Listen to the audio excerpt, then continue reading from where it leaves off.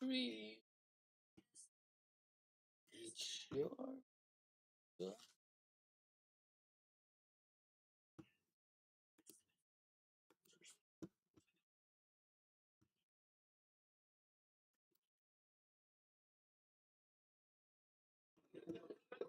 Paano po ito?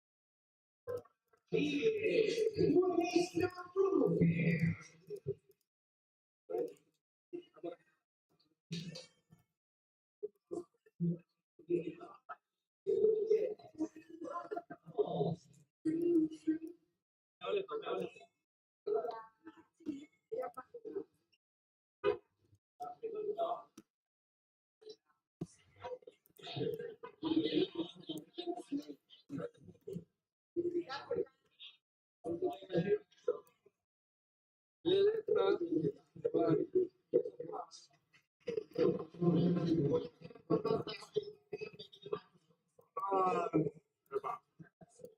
Well, wala kami sa physicality. Medyo nagulat kami sa physicality sa game.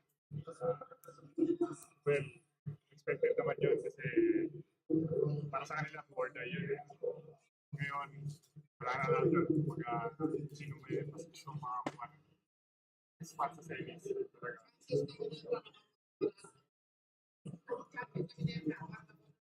Malaki dyan. Siyempre, kami galing kami sa talo talaga. Sense of urgency na yun.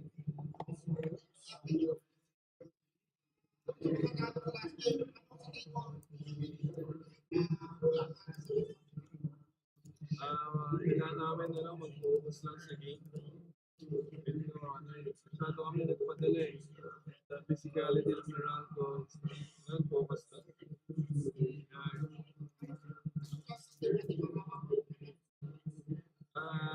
50-50. Both teams. Bahala na.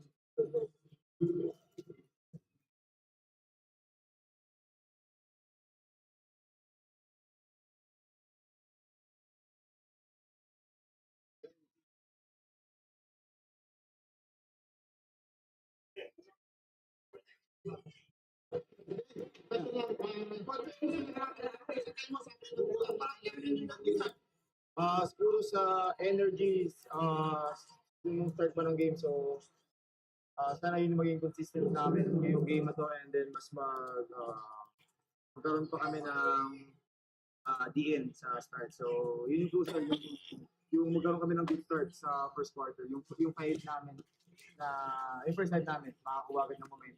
So, para magtuloy-tuloy till the end. Hello.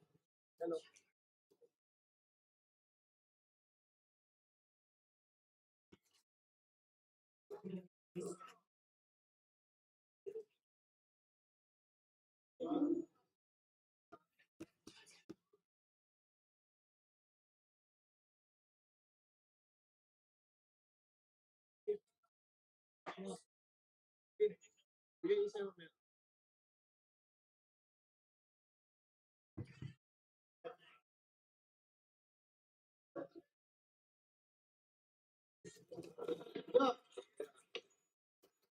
So, dahil na talaga ito. Paano yung handle yung mga gantong sitwasyon? Lalo na kanyang butang. We've been here before naman, no? Parang, especially against Ginebra, kailangan yung focus namin talaga sobrang 100%. Sobrang shot kami. Offensively, defensively, kailangan lahat maganda laro para magkaroon kami ng chance pa na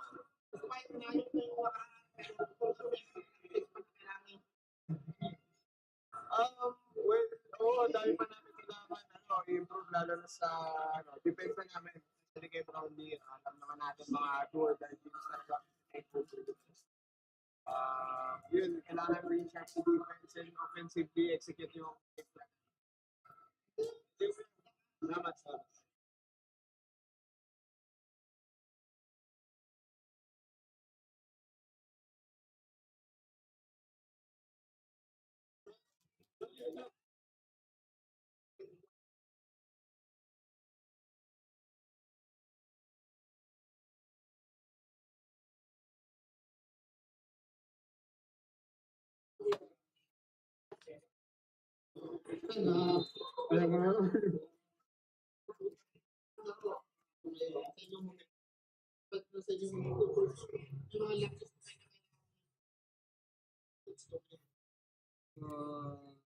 Siguro yung ano, yung nga lagi sinasabi ni Coach, yung boys, every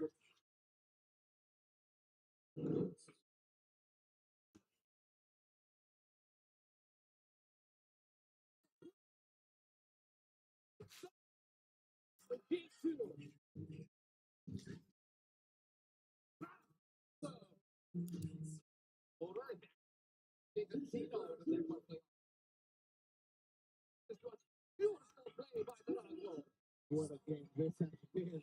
It's a three.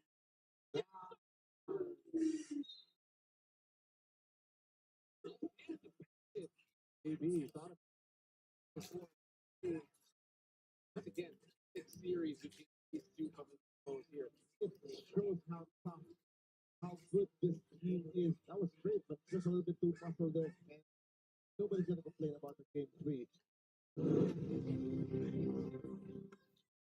It's game number 3 between Barangay Ginebra and Meralco Bolts right here at the Inata Center. This is for all the marbles. This is for the final bus to make it to the semifinals. Ali Thompson on the lead his squad to the next phase of the competition. Same here with Chris Newsom. Will it be the Gym Kings? Will it be the Bolts? We'll find out. New chapter, same rivalry here for both these squads. And that's why we've got a jam-packed stadiums right here in Antipolo. Anthony's not here together with Vince the Prince. He's on. And Vince, these are the games we love to cover. Absolutely. These are the games that you dream of when you're a little boy or a little girl trying to play basketball, thinking, how can I make a big shot during a big game? They don't come much bigger than this game today. And who will find out? Who will make it through the next phase of the competition? We'll find out. But right now, let's take a look at the playoff bracket. And all are set. All 3 except for this one. Yes, after that last game where Rain or Shine took that spot against Converge, it's now time to find out who will win, Ginebra or Meralco, to go against Northport in the semifinals. It's all on the line tonight. Again, these guys have such a storied history. Meralco and Barangay Ginebra have gone against each other so many times. So far, it's really Ginebra lording it over 7-2. But will number 10 be different? That is the big question that was going to be answered here tonight. And everybody looking forward to this particular matchup. Everybody was thinking, yes, these two teams are that tight. And that's why the possibility of it going all the way is exactly what's transpiring here. As you take a look at what transpired in game number 2, which is why we have the winner take all here tonight. Yeah, we had great, obviously coaching, great players, deep benches, great plays after great plays. And it's just been a seesaw battle. So Ginebra took game 1, and Meralco came running back in game 2 as we look at some of their numbers. Big hot numbers versus Ginebra was Meralco shooting almost 57%, 42 out of 74. That's really good. A very efficient 15 out of 20. No system generation loss there. They also lorded it over on the rebounding front. They won by 13, 51 to 38, and they were at plus 12 on points in the paint. Biggest lead for Meralco was 12 in game 2, and the biggest lead for Ginebra was 8 points. Well, Akil Mitchell is expected to lead the charge once again here for the Bolts. Remember, the Bolts have not yet been able to beat Barangay Ginebra in an import-laden conference. I look at Akil Mitchell's last game. That's good, but good points, 13. Great rebounds, 17. 10 assists, triple-double, but 7 turnovers. He's got to fix that. One of the main keys, of course, for his squad is he's got to be able to handle Justin Brownlee as well, because Justin can go crazy at times. And let's talk about Chris Newsom. This guy is the machine, really, that brings that entire engine. Correct. He really leads the locals. He's the heart and soul, I think, of the Bolts. And his quarterfinals averages are stellar. 22 points, almost 67%. from the field, 3 boards and 4.5 assists. Kind of doing it all. He's kind of like wherever you need help, Chris Newsom will provide that, that plug against any leak. And what he does is he actually picks his spots. He doesn't try to dominate the entire ball game. He wants to be able to make sure his teammates are also able to come up and do their contributions. Let's go now courtside and see what Ayana Perlas has for all of us. Thank you so much, Anthony and Vince. If they take home the win today, it is no doubt that this will be their biggest win of their franchise yet, according to the whole Meralco squad. Now, of course, besides their confidence in the last game, it was their poise and vocality that brought them justice. Considering that the games before that, before game 2, they lost all the past 4 games against Ginebra. In the last game, lamang din sila sa turnovers. They struggled to start the games well, but now energy is high. They finally know how to counter Ginebra.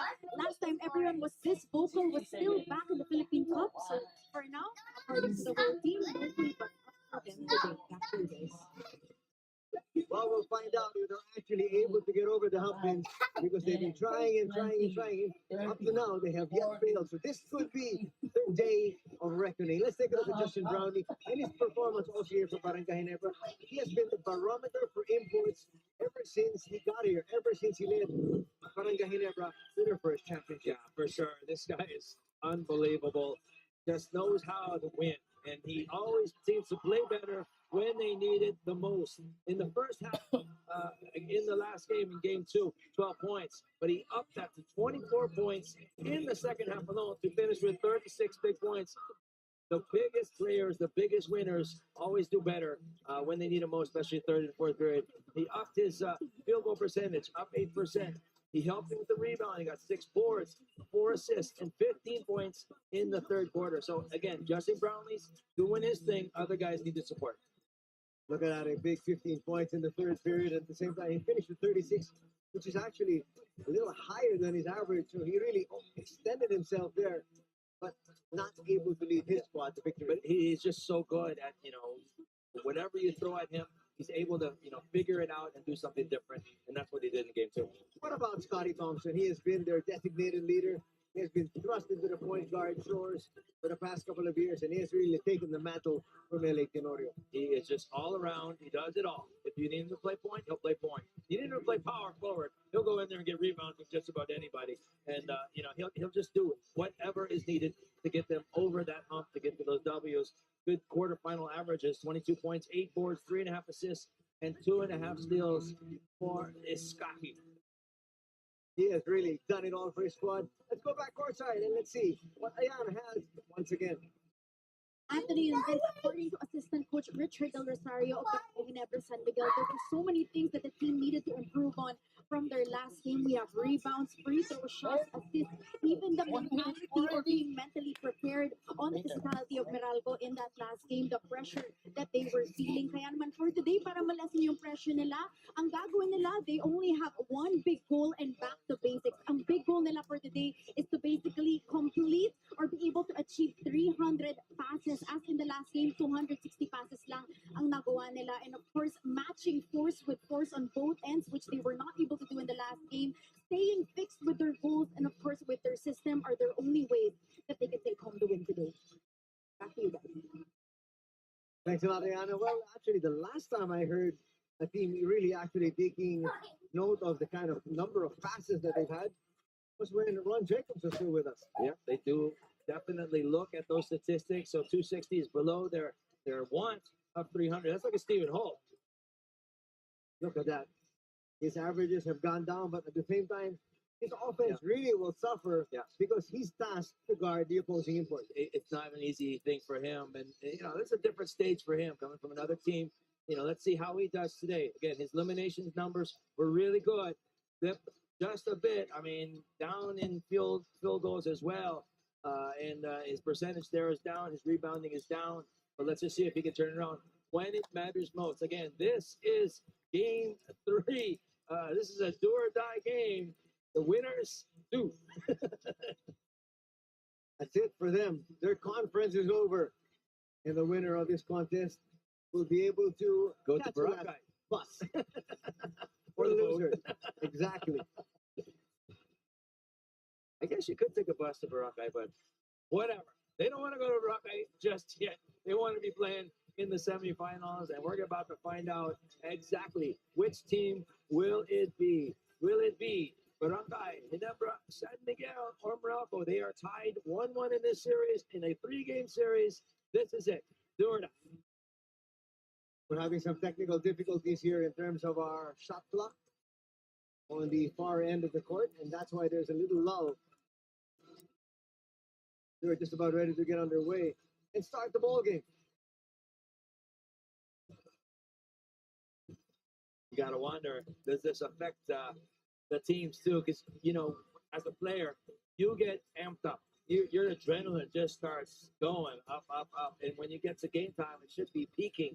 But, you know, when you have lows like this, and these do happen from time to time, you got to worry, is there a little bit of a letdown or, you know, a little drop off in that adrenaline? In that very first game that we witnessed earlier today, there was a long lull because there was a problem with the net. And here we are, ready to get underway as we have the starters from both these squads. Welcome to our second knockout match. It's time to meet the starting lineups of the protagonists. First from your Barangay Ginebra, San Miguel. Starting at center from Sasmuan, Pampanga, number 25, Chapa Aguilar. At forward from Cagayan Valley, number 1, Troy Rosario. Also at forward is Barangay Ginebra's import, number 32, Justin Brownlee. At guard from Angeles City, Pampanga, number 14, Stephen Hall. And also at guard from Davao del Sur, number 9, Scotty Thompson. Head coach of Barangay Ginebra is Tim Cole. And now let's meet the starting five of your Meralco Bombs. Starting it forward from Cavite, number 7, Cliff Hodge. The other forward from Quezon City, number 19, Boom Quinto. At center is Meralco's import, number 25, Akil Mitchell. At guard from Isabela, number 6, Chris Banquero. And also at guard from Ilocos Norte, number 11, Chris Newsom. Head coach of the Balls is Luigi Rillo. Official star, Peter Bala. New chapter, same rivalry. Quarterfinal game number 3 between Barangay Ginebra and the Meralco Bulls. There you have the starters. You're introduced to this mammoth crowd here tonight. What a way to end the week. Davey will give it up as we are the tip-off. Brought to you by Honda, official motorcycle of the PBA. A huge crowd here at the Inara Center, witnessing what most promisingly will be an epic game. And look inside, a foul's going to be called, stopping the action. Rosario's basket will not count. I just got to be able to take care of his fouls. That was one of his problems in game number 1. He was in foul trouble, and so he was in and out of the ball game. Now, just looking at the lineup, I mean, just looking at the ceiling of both teams, looks like Ginebra might have a bit of an advantage with the Twin Towers and Japet and Trey Rosario inside. Body Thompson for 3, yes! Scotty, once again, stepping up wherever his team needs it. You need a big shot, Scotty's there. He was very aggressive in game number 1. Led his team to victory there. Top scored for his squad. Inside, Hodge. Will misfire that time. Hodge actually scored very well in game number 2. Here's JB. Kicks it to the corner. Extra pass hold. We put up a floater. That foul's going to be called on Akil Mitchell. That was a pretty easy call. Bolt went up straight, and Akil pushed him to the side. Look at the shot once again of Mr. Scotty Thompson. What a nice shot. He's got the most prolific basketball legs I think we have from a guard perspective. Nothing there. The pass a little bit too strong. Banquero's able to save it. The possession will stay here for the Bolts. Heel. Will be fouled there by JB. 1-1 as far as the imports. Both having fouls now. You got to keep an eye on that. It's also critical for both these spots.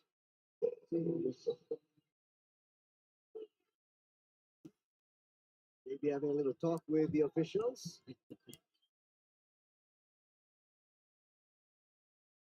Because my question is if it's going to be that tight. Oh, that's going to be number 2. Ooh, that's huge.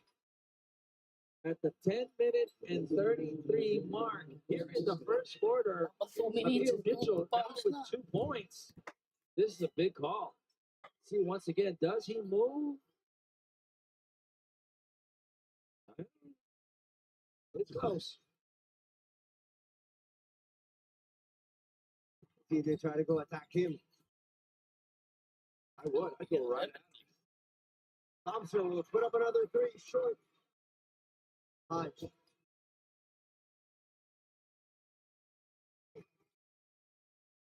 Quinto will now attack inside. Go to the corner. Banquero with a floater. Yes. Oh, nice. Pretty shot. Again, when you get Chris Banquero confident and moving well, no injuries, he is dead. 3-2 is our tally early on here in this do-or-die encounter.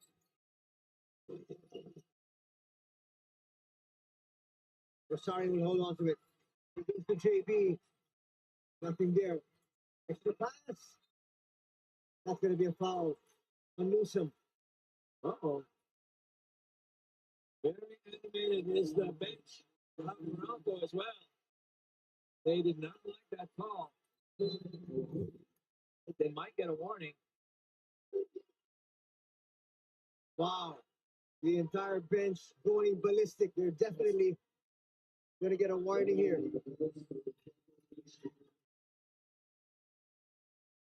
Watch it once again. Yeah, I think that's not the foul they were mad about. I think they were more mad about the foul preceding, or what was a no call, where one of their players hit the deck. That was Hodge. Always lang naman ang babae. A lot of fireworks. And we're barely 2.5 minutes in. Let's take a look at Rosario. Troy Rosario, a huge pickup for them. You know, his quarterfinals numbers are a little bit down compared to his elimination numbers, down 5 points. Field goals are down as well. But again, that's partially because, it's a new system and he's not used to playing with these guys. But I wouldn't worry about that too much. Quinto trying to challenge inside little shot. Oh, And he gets away for 2. Strong. Very, very strong. Pierre has one of the strongest vice grips of hands that you're ever going to find. So went in hard, took Scotty Thompson with him.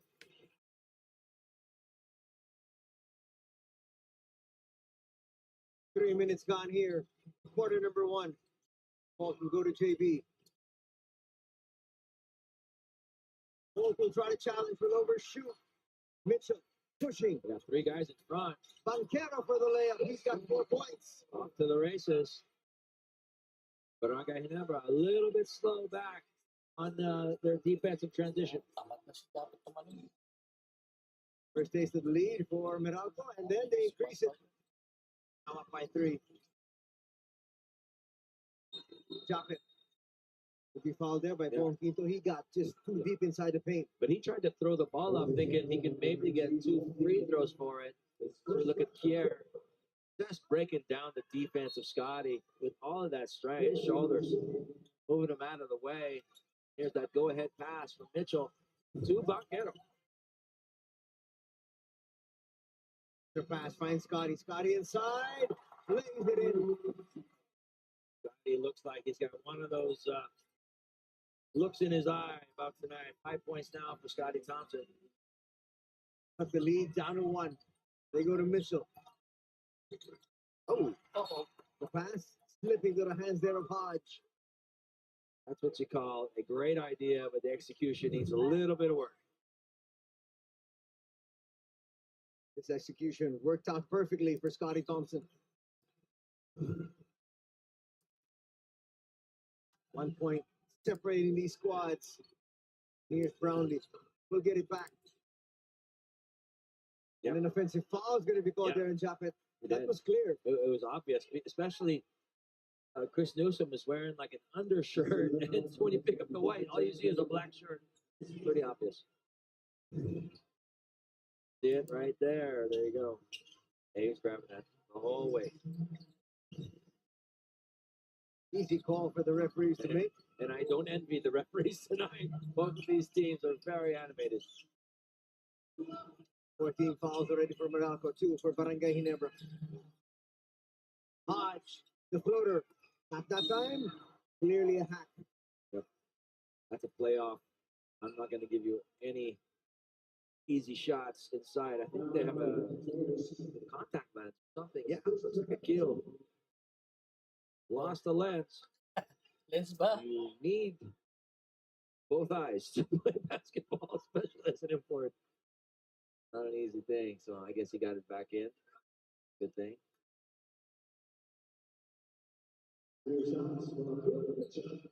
The annual NBA Watch and Win is back. Watch the live games on NBA TV Philippines, One Sports, and Pilipinas Live from January 13 to Feb 16.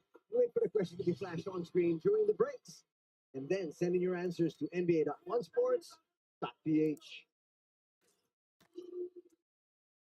This made me think, I wonder if they have extra contact lenses around. Like, what happens if you lose when you can't find it during a game? I'm almost sure they have. Especially for a game. 8-5, back to a 3-point lead here for the Bulls. Probably not wanting to shoot. JB Good D. will misfire. Good D by Chris Newsom. Right Definitely. in the grill. JB.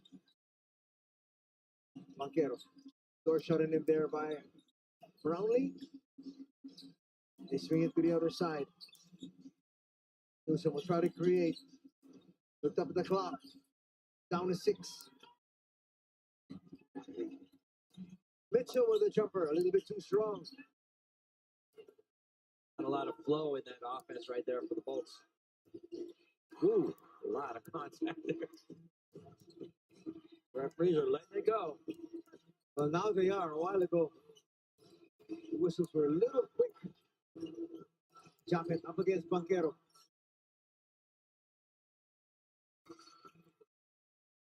They're not going to get it up. They never touched the back. I'm sorry, rim. So that's an obvious 24-second shot clock violation. Both teams having a little bit of problems getting into their flow of their offense. Again, you can attribute that to maybe the nerves and maybe just great defense on both sides. Approaching the midway mark of the first period in a low-scoring affair.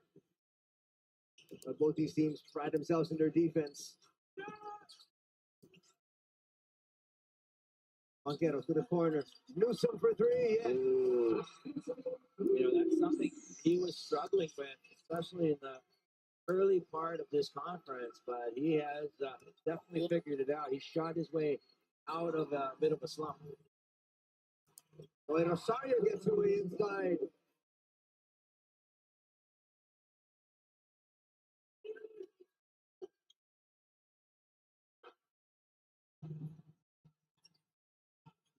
Mitchell for 3. Hodge hits the deck. I'm sure that won't be the last time tonight. That's for sure.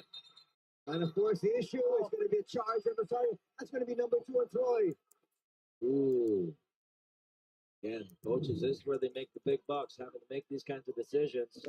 And yeah, that was a good D situation.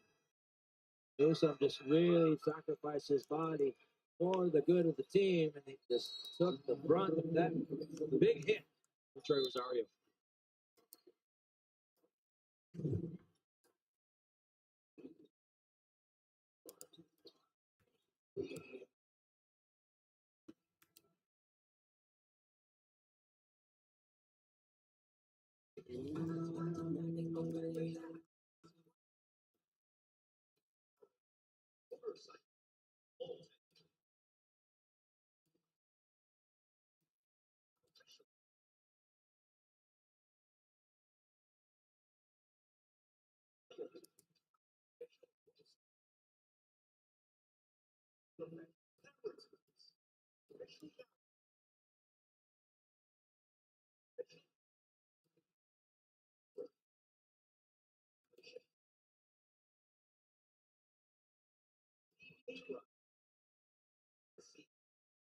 You're still watching the PBA Commissioner's Cup here on PBA Rush. Now, Anthony and Vince, one of the forces of Ginebra, talking about Troy Rosario, a hard worker, as described by the coaching staff, a perfect fit to the triangle system. But he admitted that this quarterfinal series was tough on him. Game 1, foul trouble for him. Game 2 wasn't his best, as he admitted that it was a little bit too physical for him. He may be a big player, but Meralco was way bigger than him. And ang sabi ni Troy, isa yun sa pinaka-physical na laro na naranasan niya sa career niya. But he absolutely needed that game to know himself more as a player. Even if he's been in the pro league for quite a while now, he now knows his tendencies even more, most especially playing with Ginebra. Back to you guys.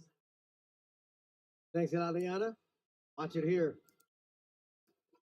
Clearly, charge. Another easy call for the officials to make. Again, this is where you really have to be a cerebral, thinking on your feet kind of guy. Just be able to change the whole outlook on a whim. If a guy is in your way, you got to go around him. Foul's going to be called there. Now Barrientos, who just checked in for the first time. His third team foul to the Chin Kings. Quinto trying to take advantage of this mismatch. Size-wise, of course. Barrientos did his job. Good day. Just right between defender and the basket. JB shooting over Bates there. You know, I like Bates a lot. He brings energy. He's long, but you're going against JP. That's not an easy matchup for anybody. Banquero trying to find Bates. The pass was slightly behind him.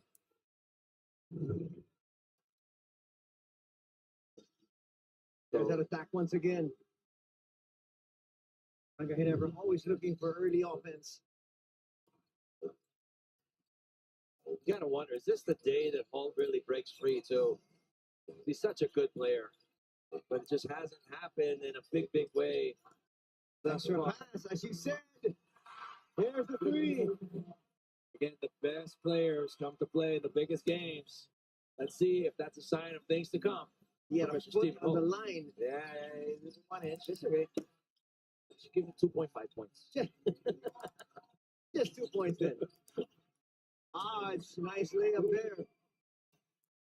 They run that pick and roll so well. The guy just dives right to the basket for an easy deuce. There's JB once again.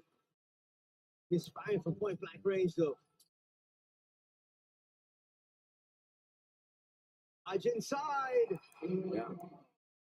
That, you know, for me, that play started just because I thought the Bolts ran down court a little bit faster, and then it was sort of like catch up for the Gin Kings on defense. Asking for movement. JB this time against Banquero. There's the quick double. Barrientos on the rim out. Got base open over the top. Banquero not wanting to rush things. Then puts up a floater. That's offline. Yeah, he was open at first. He hesitated on the first shot. There's Holt, as you said, with the early attack. Worried about the contact there. Newsom. Ooh, That's a steal there from JB. that's a super steal. Just took it right out of the hand. Chris Newsom. Holt will not challenge. What is Barrientos off to do? A lot of time on their shot clock. This match, a lot of quickness there for Barrientos going against a taller Bates. Floater's not going to drop though. House of cards. I think that's Rosario and Bates. No, not Bates. Cliff Hodge hitting the deck there. Ooh, that's going to be a foul on Troy. That's going to be number 3. Uh-oh. And not only that, it looks like he hurt his knee a little bit. Let's hope he is okay. That's not a good sign if you're an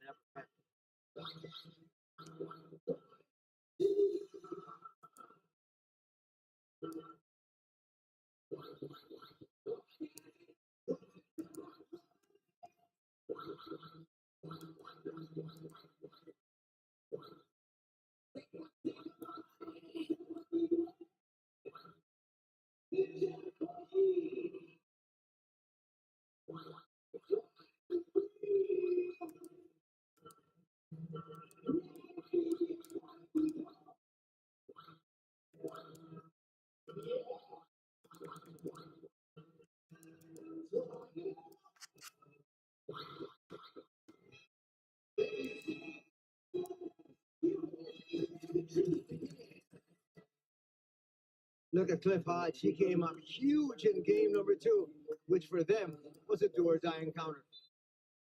Yeah, Cliff Hodge is such a worker. I mean, you can't really explain it any other way. And he came to definitely work, put his hard hat on, came to game 2, up 13 points from his game 1 output from 4 to 17, shot better, 5 more made shots. Rebounding was up floor, a lot of activity from the ever moving and ever cleaning the floor with his jersey. Cliff Hodge, he just gives it all. Rosario stays in the ball game despite the fact that he's got 3 personal fouls. Here's where he has to really use his noggin. Do not get foul number 4, especially before the end of the first quarter. Good day there by the red shirts. Both will bring it up. Up against Aaron Black, who just checked in. Barrientos being given space. Best player from last game, Jensen Rios, in the ball game. Really had a monster game. Inside. That's what a prolific point guard will do. Barrientos spotting an open player right underneath for the easy 2. Here's Rios, who just checked in. Best player in game number 2. And Chris Newsom hit his second 3 of the ball game. 6 points for him. Barrientos tries to answer in time. He's the baller. He has come ready to play. He looks very focused. Newsom. And he used that big gets it to heel. Let a brief rest. He does have 2 personal fouls. Wow. That's too easy for Newsom. That is just quickness, athleticism personified. 8 points now for Chris Newsom. He glides to the basket. Barrientos forces it up. Wow. And that's going to drop. That's a lot of strength. He just took all that strength and used it against Aaron Black. Just look at it once again. He says, okay, you're big. I'm big. Let's see who's stronger, though. And just gets the best of him there. Chance to make a 3-point play. How did he get that up and over? It just wasn't to be denied on that play. Let's see if he makes that 3rd point for that play. Good for him and their chances now. They're just down by a single point. Newsom looking for space up against Holt here. And Stephen's going to be called for a foul. Coach Tim does not like that. He goes over and kicks the A-board at the end of the court. But you can see that the pressure is really on the coaches as well. They want this victory. They need this victory. But only one of these 2 squads will move on to the semis. 14-second differential between shot clock and game clock. Black gets away for 2. He comes up a little wincing in pain, but that was a great shot. They grab it under that right leg. Keep an eye on that one. Final 10 seconds. Quarter number 1. This is Brownlee time. End of the quarter or end of the game. Oh, Brownlee went over to shoot. Oh, he had the shot, but he just, I don't know if it was tipped or what, but he just missed that shot. We've got a real tight affair here tonight in Antipolo. And after the first period, it's the Bolts 5-3.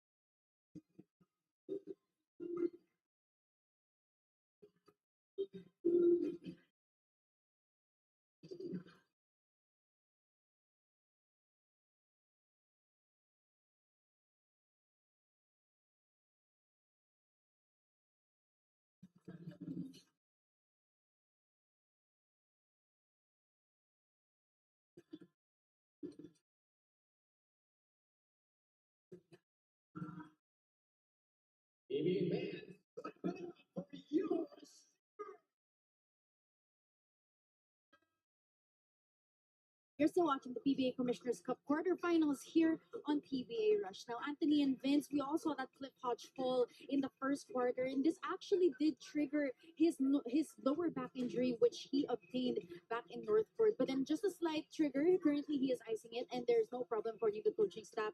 He will still be seeing action in today's ball game. Back to you guys. We know Hodge is a trooper, Vince. You're going to have to carry him out in the stretcher. He's going to have to be like critical condition for him to just even step out of this arena here tonight. Such a trooper, hard worker, relentless, and he knows what's on the line. This is do or die. I mean, it's either now or never. Watch some of the action here. That was a slight nudge that he got there from Troy Rosario. Yep, and he just popped it a little bit. It's good to see that. Well, Troy Rosario was also grabbing his other knee, not his, I guess, bad left. He's grabbing the right knee. So it looks like he's okay. He's back in the game.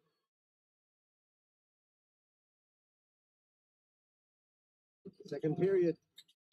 Mitchell, that's a little too strong.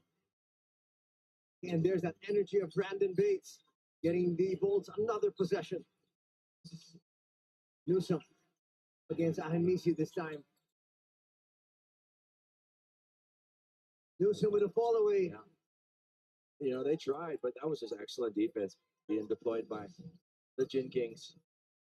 Jamie Malonzo in the ball game now. Rosario asking for it. Likes that mismatch against Bates. Ooh, great block by Bates and a wonderful steal completed by Jansen Rios. Mitchell will kick it out. Newsom, another three.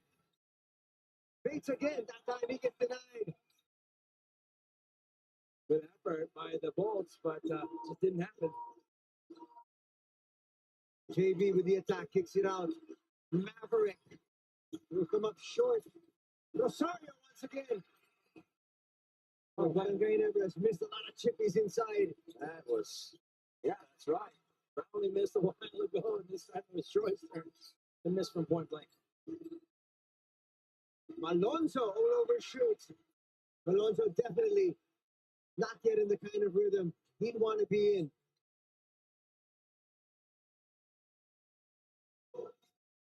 Mitchell will give it up. Chris says, let's put some semblance here to our offense. Black likes this matchup. Yep. Ooh, partially blocked. And you can see Aaron just sticking with it there. A good block. I think Brownlee got a piece of that, but a good extra effort there from Aaron Black. 4 points for him. It is back up.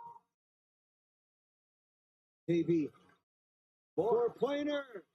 That will remount. It was open, and he can make those, that's for sure.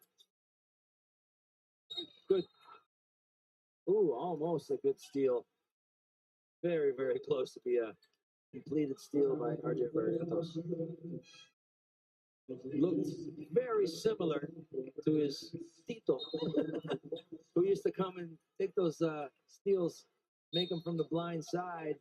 And he did a great job of not getting a lot of fouls because he would always slap up on the ball. Mitchell to the wing. Newsom. That's the third three.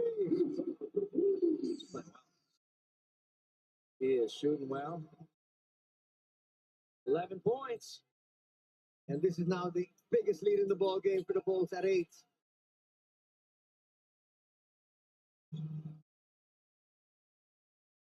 Jamie with a jumper. Back rim. I'll go out to an 8-point lead. They can stretch it to double digits if they can make something happen here. Oh, Jansen Rios. Hey, stepping up when it matters most. That is a huge shot, giving his team a tremendous lift. Let's look at it once again. He just steps right into it. And I don't know why JB wasn't on him. The guy was best player in the last game. And he makes them pay once again.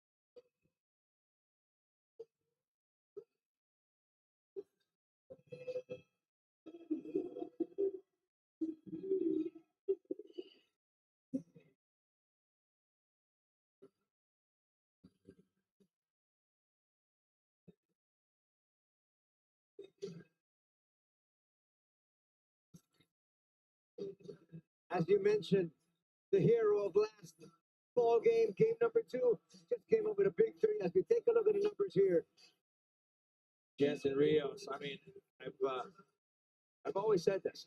He is as good a shooter as guys like Don Trujano or Jensen or Jericho Cruz. They came together from Adamson together, but he just tends to shy away from taking shots when he misses it. If he can turn this page, this guy is a legitimate double-digit scorer, game in and game out. Best player last game. Let's see what he does the rest of the night tonight. the lead is 11. Kapit Aguilar back in the ball game. KB with the attack here. Oh, good D. And here come the Bulls after another stop. They look inside. Rock and roll gets away for 2. Good 2 plays there by Raymond Almazan. Rock and roll. First, blocking a shot on one side and getting a nice little reward of hustling down court. Nice 2 for him. They're really swarming around JB. Brownlee's going to hit. You know, as good a D as you could put against Justin Brownlee. Again, he just finds a way. He figures it out. Whatever you're going to do to him, they're like, okay, I got something for that too. Cuts that lead back down to 11.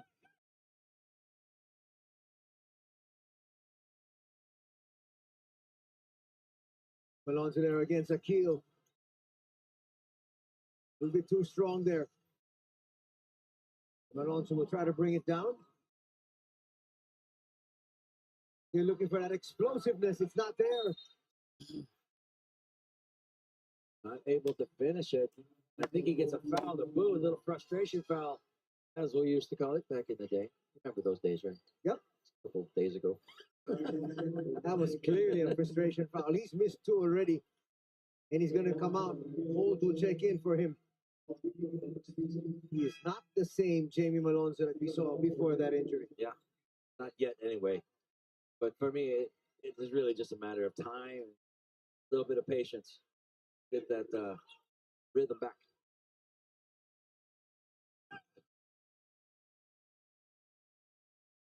Quinto back in the ball game, together with Scotty Thompson.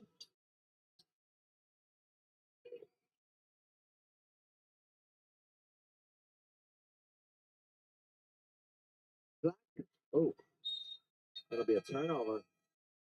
Try to pass it out. Yeah, it got tipped a little bit, and Cliff went one direction, and Aaron couldn't really handle the ball.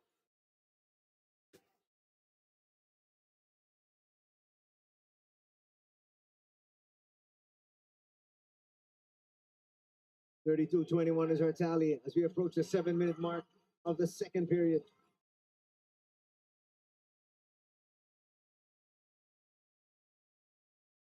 We go to Japet. He's a little out of his comfort zone. We go up high. Maverick Ahanisi inside. He'll get the layup. Another guy can be a deadly scorer if you get him on the right day. Let's see if today is that day. Well, his playing time has really dwindled since the arrival of Holt. And there, an easy basket there for Black. In the old days, they would have said that's just an off-rhythm shot. And I'd say up to now, it still is off-rhythm. Jumps off the right foot, shoots with the right hand. Kind of an orthodox. That's why it's so hard to defend. Quinto and JB. Boy, the defense was right there. Right there. Just better offense from JB that time. Quinto couldn't have done, I don't think, much better. He tried to be strong with them, tried to be quick. But again, Stop. JB just does what JB does. That was touched last there by JB. See it once again. Quinto's right there. I mean, not bad deep. The hand is right up in the shot of Justin Brownlee, but Justin Brownlee is just that good. Big ball movement here, and a foul is going to be called on Han Misi. Probably a good foul because it looked like I think it was Cliff Hodge who was cutting right through the center of the shaded lane. Would have been wide open for 2 points.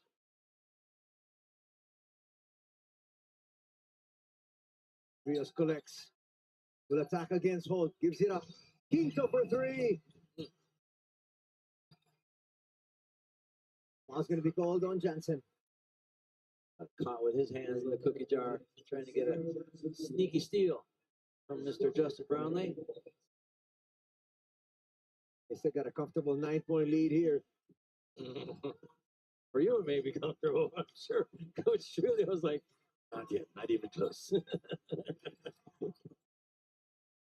Maverick not wanting to attack. Scotty. JB for three. That's short. That's going to be a loose ball foul. I think that's going to go against Japeth Aguilar.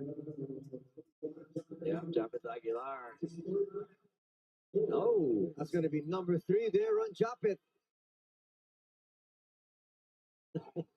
Question, what do you do if you're Coach Tim? You got Rosario with 3, Japeth with 3. Who do you play? Oh, that's going to be a foul on Scotty. Clearly making contact there with the head. Another well-run play here by the Bolts. Their execution is pretty well. I mean, it's going well. I mean, so Cliff Hodge, for me, the most unique free throw style in the entire PBA, goes to the strike. Ball goes up with his left. He shoots it with his right. The NBA Mid-Season Classic is here. Watch the 2025 NBA All-Star Weekend live from Feb 15 to 17, exclusive on NBA TV Philippines. One Sports, RPTV, and Filipinas Live. It's going to be one awesome weekend.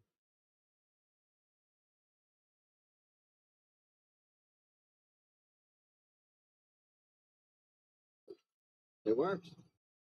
Don't ever say anything about a shot that works. 2 ringless shots. It's going to be an 11-point lead once again here for Meralco. They're always sending a quick double. Ooh. And Macy's going to get away for 2. They're debating. I can see it. The gears are moving. Are they going to review this? Because Quinto said, I didn't touch him. But there it looked like there was contact. So probably a good idea not to review that, especially here. It's still early. It's just the second quarter. Not to mention the fact that you still have a 9-point lead. And the momentum really still on their side if you look at it.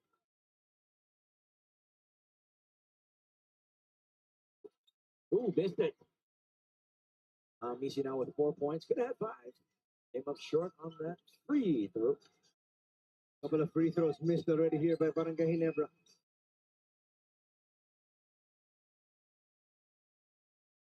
Mancero almost lost it. Does Scotty on the break. Goes up strong. And another missed layup. They missed 3 already from point blank range.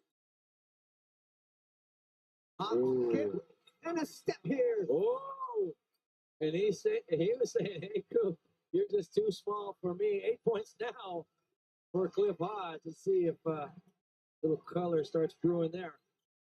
He has picked up from where he left off in game number 2. Ooh, in and out. A lot of these shots from Barangay Ginebra. Just not dropping. Teal Mitchell will force the issue and come up short. Good body movement from Brownlee, just pushing Akil just a little bit farther than they wanted. Hodge saying, let's challenge.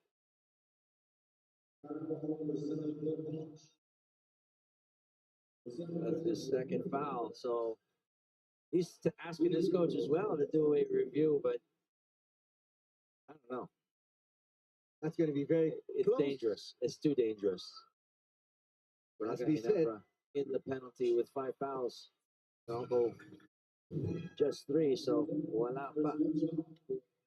Who's in the ball game now? So Coach Tim really going deep into his lineup, deeper than I'm sure he wants to, because Malonzo has not been able to contribute, and at the same time, Rosario in foul trouble, Japet in foul trouble.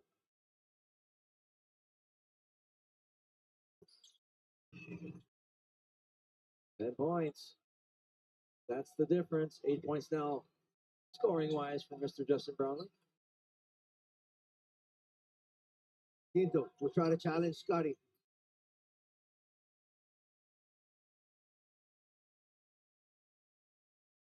Banquero will launch for 4.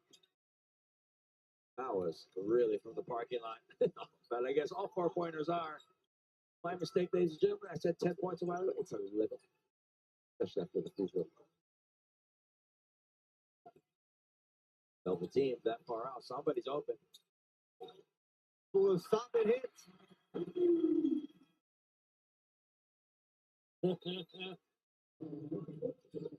And you gotta say, hey, Bowie. I mean, he's just trying to say, hey, you said I'm small. He looked pretty small to me too. Look at Koo driving in hard, going against Cliff Hodge, gets him off balance, steps back with a nice kiss off the glass, highest off the top corner of that square.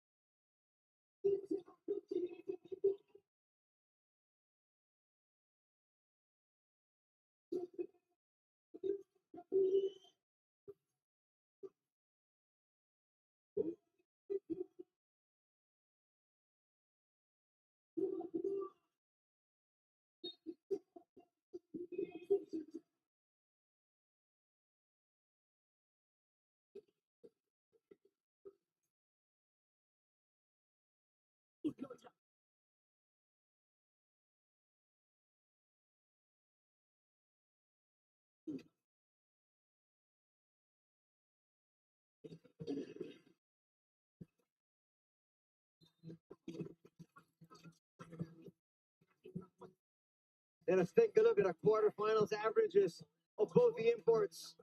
Akil Mitchell not really taking on the scoring cudgels as much as Justin Brownlee has. Yeah, as you can see, Justin is a more prolific when it comes to scoring, but Akil has got him when it comes to rebounding and assists, beating him in 8 for rebounds and 5 for assists. Let's go to Yana.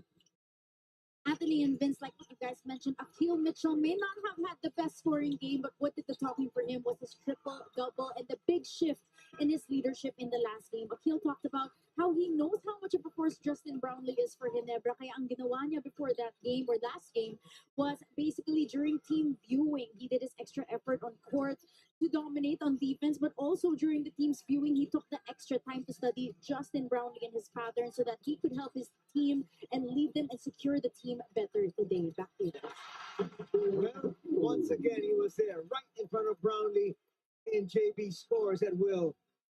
Double digits now for Mr. JB. 10 points in the ballgame.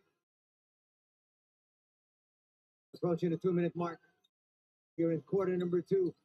5-point advantage still for the Bulls. And the pass a little bit too strong. Goes over to our friends here on the table. Look at that beautiful play. I mean, how do you guard that? He jumps so high, he puts the ball way up there. Just does it with ease.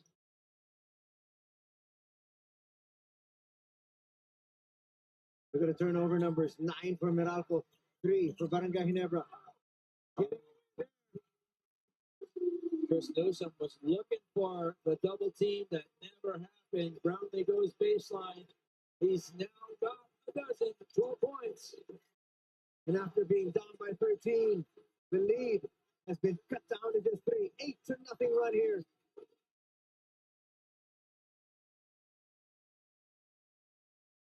Hodge with a floater. That rims out. JB grabs the rebound. He'll push.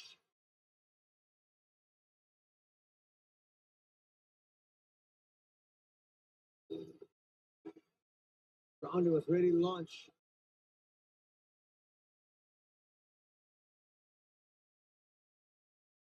A sorry turnover there by Ralph Koo. Look at this once again.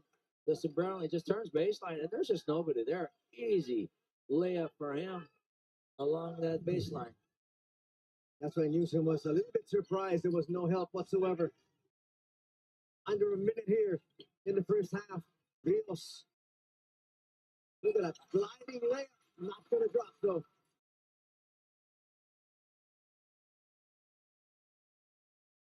Barangay Ginebra trying to come closer or tie things up here with a 3.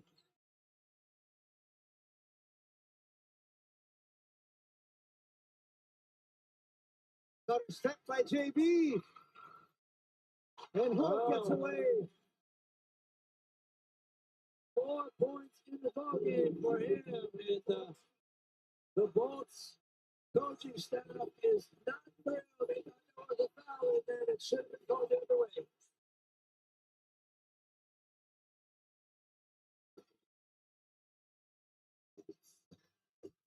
Only a 30-second timeout. If you take a look at the prolific Justin Brownlee. He could just do it all. I mean, he could face up, hit that shot right over you, make a move, create space, hit that shot over you, or turn on you and go right around you one way or another. He is just not to be denied. JB is just a scoring machine. 38-37. 10-0 run now by Barangay Ginebra. 26 seconds remaining here in the first half. So a 2-second difference from the game clock and the shot clock. And here was that jumper. They're complaining about the fact that there was a little push. Yeah, they thought Holt pushed off to get some space, but again, those are sometimes the breaks of the game. The referee maybe not be able to see it. You got to play hard and strong all throughout. Alonso sent back in by Coach Tim for his final play. They're in the penalty. The Bolts will be looking for the last shot here. About a 1-second differential between the game and the shot clock. Here's the movement. A little bit too strong there. Akil Mitchell. Not going to get it off. The shot originally from Newsom was good as far as he got it off in time. But Mitchell came down on that rebound, didn't have enough time to put it back up. It is a do-or-die encounter for both these squads. You got to win or go home. A spot in the semifinals is what's at stake. Tonight is for all the marbles. You got to win or your conference is over. After 2 periods, it's the Bolts by 1, 38-37.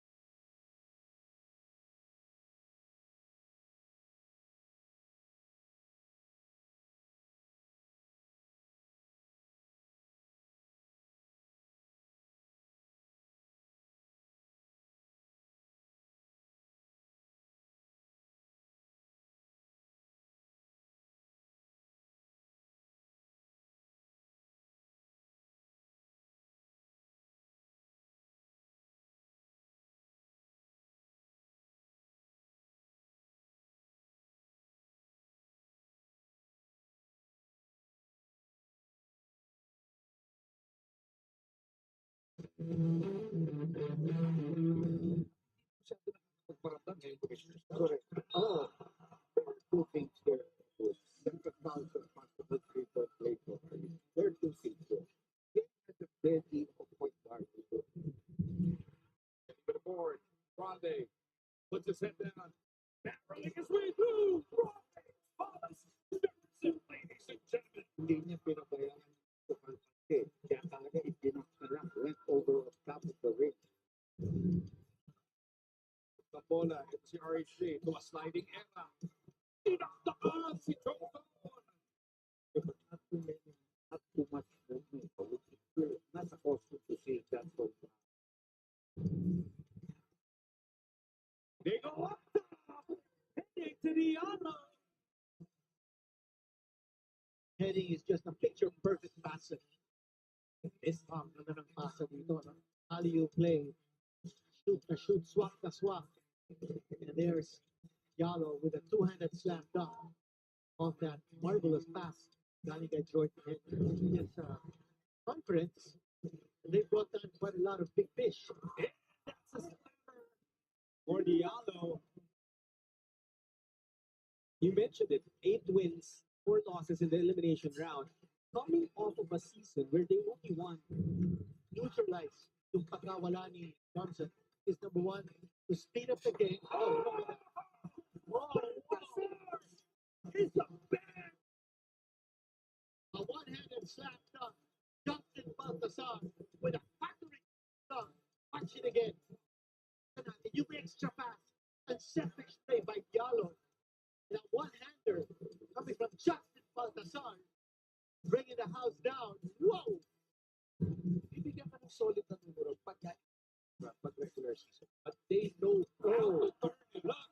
Speaking of turn it up, Watson talking about it.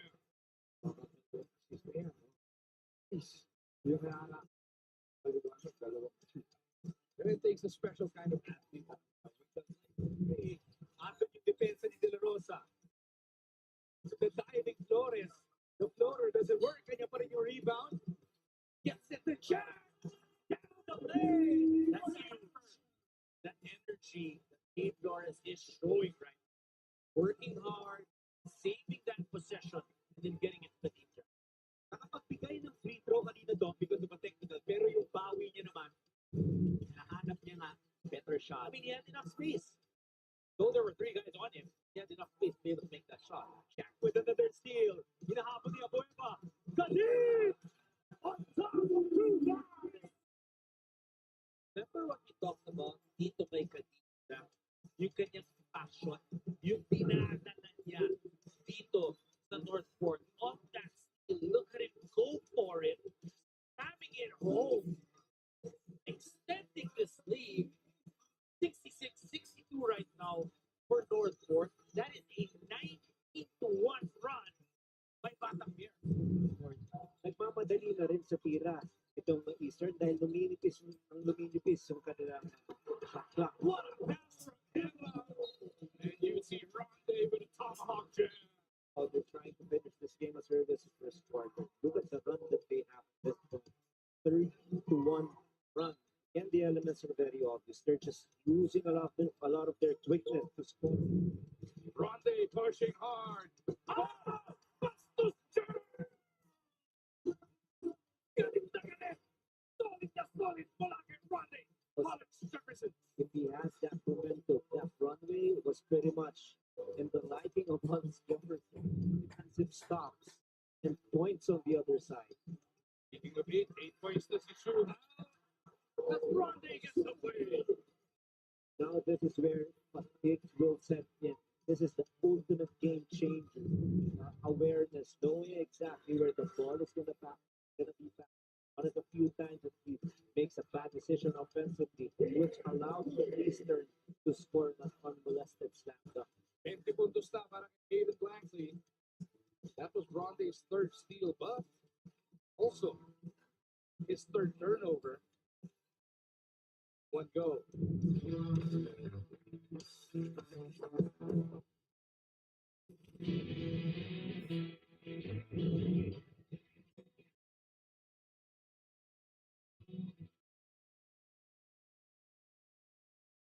lahat ng inimbita natin, lahat na sinama natin sa committee, nandito lahat sila. Players, media, official, dumating lahat yung 10 na inimbitahan natin. Kaya papasalamat talaga ako sa kanila. Nabuo namin. Ito naman hindi ngayon lang. Sa tingin ko, mga 3 to 4 meetings to bago makuha yung 10 greatest. Kasi ang higpit, ang daming magagaling na players. So masaya, we're very happy. Glad to see some of my old friends, legendary players, tulad ni Ramon, ni Atoy at saka ni Alan. They're not only good players, they were also good leaders. Alam natin may smartness sila. They have the intelligence to pick the right people to be part of the 10 players that will be selected. Because they're also very articulate. Comfortable. They've been together for many years now. And we know that medyo nakakaintindi naman lahat kami. We've seen many of the games from the early years up to the present. And we're still very active in it. Be happy and thankful to Commissioner Marshall for choosing me as one of the members of the selection committee. I'm really proud and happy to be as a member. I will try to come up with my honest to goodness selection, or depending on my criteria, how I see all these players I'm going to put in. As of now, I cannot tell you yet to whom all the players I'm going to choose. Number one is you really have to have the talent and the skill that's very evident. I mean, anybody that's watching the game, alam mo kaagad, magaling ito. Magaling ito sa rebounding, magaling ito sa scoring, magaling ito dumipensa. This guy is a team player. This guy is a winner. This guy is a championship type of player. Number two, I think is longevity. Tumagal ka na-contribute mo ng mahaba. Siyempre, may iba naman, 1 year, maganda laro. Next 3 years, wala na sila doon. So you can't consider it to be a great, one of the big. So it's longevity plus the contribution that you give. And I think in our modern society, also, if you notice, most of our players, they do a lot of outreach, mabait sila sa mga tao, pwede sila makatulong, lalo na sa pag-improve ng skills ng ating mga bata. I think they do so. I think all of this is part of showing the type of person that you are. So it's very important that you do all of these things to be even considered. Sometimes they say championships, but it's not necessarily a championship. Some players may have been really great, but they just didn't have enough in their teams to win a championship. But they have really proven themselves also. May impact sa amin.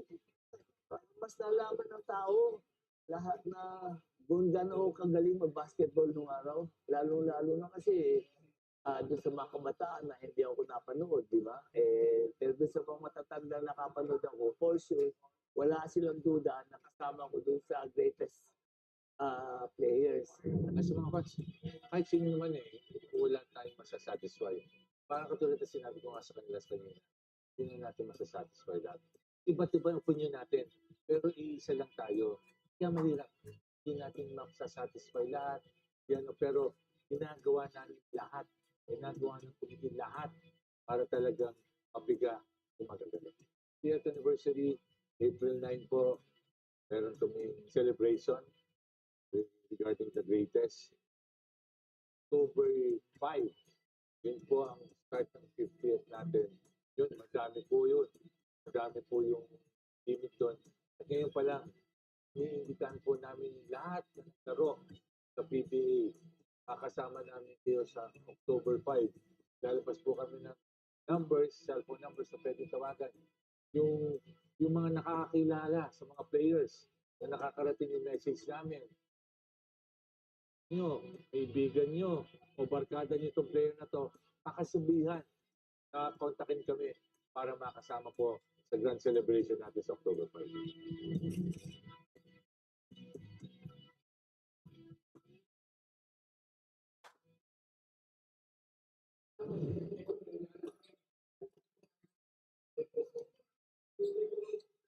Halftime here at the United Center in Antipolo City.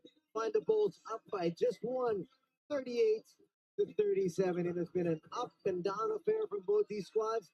This is a do-or-die encounter. You've got to win, or else you will not make it to the next phase of the competition. Up to a 13-point advantage early was Meralco, but it was whittled down and cut down to just 1.5. You know, we've had one deadlock, one lead change. I don't think you can get much closer. First quarter was a 3-point differential. Second quarter was a 2-point differential. These guys are well matched. Chris Newsom with 3 threes in the ball game. You can Great see numbers. Remember, 11 points, 3 out of 4 from 3-point land. Got an assist to boot. Christopher Elijah Newsom has come ready to play. as he has the Bolts clinging on to this very close lead. Let's take a look at halftime stats brought to you by Honda, the official motorcycle of the PBA. Once again, very, very close are both of these squads. They have really, done a good job of scouting each other, shooting pretty much the same percentage, 41 to 40%. You know, just one shot made differential for Barangay Ginebra. But Meralco, surprisingly, I said at the beginning, it looked like Ginebra looks a little taller, but Meralco might be, a little bit more aggressive at getting those boards. They're leading that 27 to 19. Turnovers are their problem, though. They have 9 compared to the 4 of Ginebra. And points off turnovers in the side of Ginebra, 8 to 5. Right now, let's take a look at the leading scorers. 12 points for Justin Brownlee, 6 for Barrientos, 5 for Thompson, and 4 for Rosario. On the other side, you see Chris Newsom leading the pack there for his squad.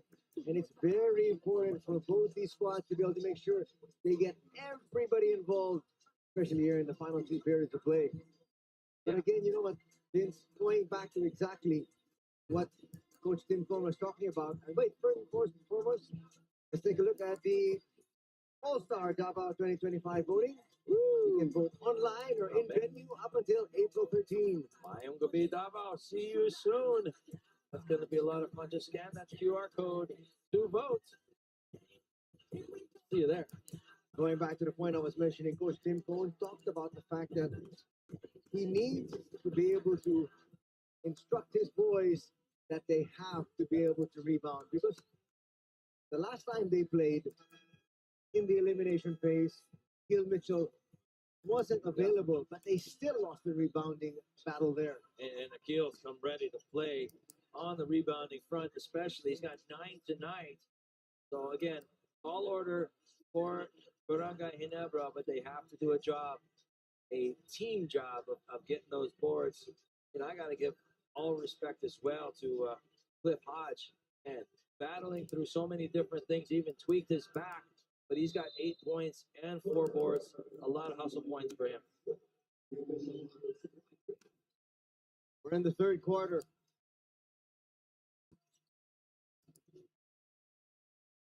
First possession here to the Bulls. Hitting the deck there, and Rosario is going to be called for another personal foul. Uh-oh. That's 3 for Troy Rosario. Troy played about 15 minutes in that first half, 4 points and a single board. Hodge. Quickly over to Banquero. Banquero gets away, but what happened? He will overshoot. He's claiming he got clipped, but you got to make those shots. This is the playoffs. Brownlee with the jumper. That rattles out. In and out. Mitchell. He's really not looked for his shot yet here. Might be the instance. There's the double. Newsom left open for 3. Ooh. Chris Newsom now with 4 3-pointers, 4 out of 5. He is hot. Well, no complaints there from Coach Tim Cone. So they want the double to be coming from the side of Chris Newsom. 14 points for Chris Newsom. Oh, and a steal by Akil Mitchell. And a set up Newsom. They go to Hodge. Hodge inside. That's a great pass. Wow. Like the seas just parted. Everybody thought Cliff Hodge had to be covered, and they all converged on him, and wide open was Chris Banquero. The lead quickly up to 6.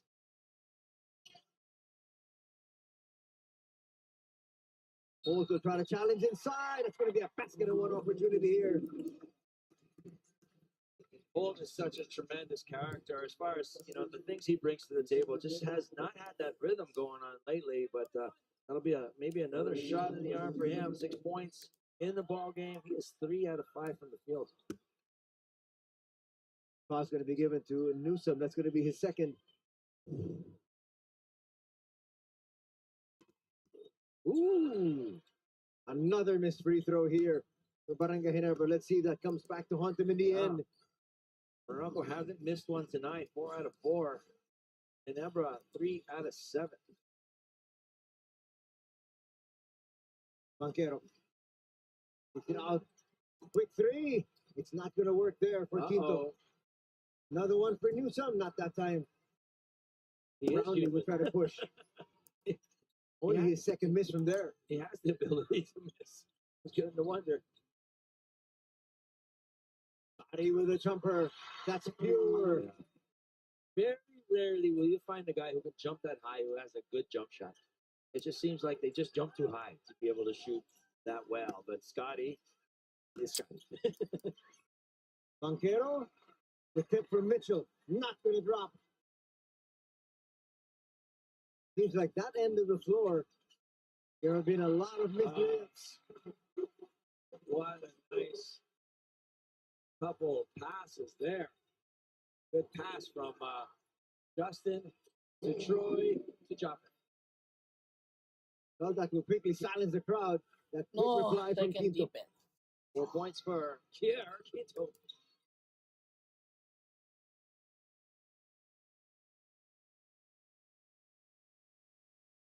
There's a switch. Mitchell now on Brownlee. He'll put up a three and come up short.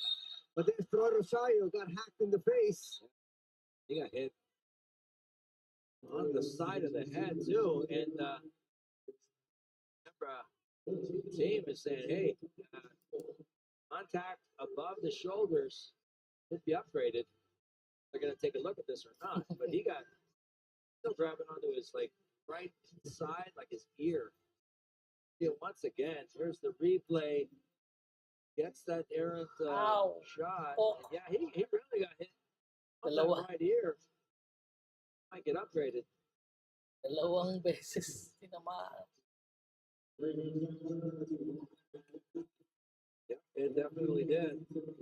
There's a danger with a foul like that you could get even a penalty too. You get hit hard enough, but it's good to see that Troy Rosario is up on his feet again. Again, whenever you get hit on the head, everybody goes a little. You got to be on the side of safety, that's for sure. As you said, right on the ear there, messes with his equilibrium as well. Yeah. How people get all those little dizzy spells and all those different things. And now he's going to have to shoot through free throws.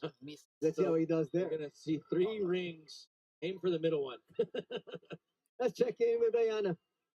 Anthony and Vince coming from the halftime huddle of both teams. First off, Ginebra head coach Tim Cone was very satisfied with the team's effort, especially in the second quarter. He mentioned that it's really not about the game plan, but it's about the effort to power through with the game plan. And that's exactly what they did. Kaya nakabawi sila sa second quarter. Coach Tim also emphasized how they should sustain the inside shots rather than taking the outside shots para mas sure ang shooting percentage nila. Meanwhile, for Meralco, it was about the defense and isolation against Brownlee, specifically taking him out of his sweet spots, also known as his mid-range jumpers. And Coach Luigi Trillo needs this to be a collective team effort because Justin can do anything. Outside shots, 2-point shots. He needs Meralco to play smarter and predict better in this half if he wants to win. Back to you, guys.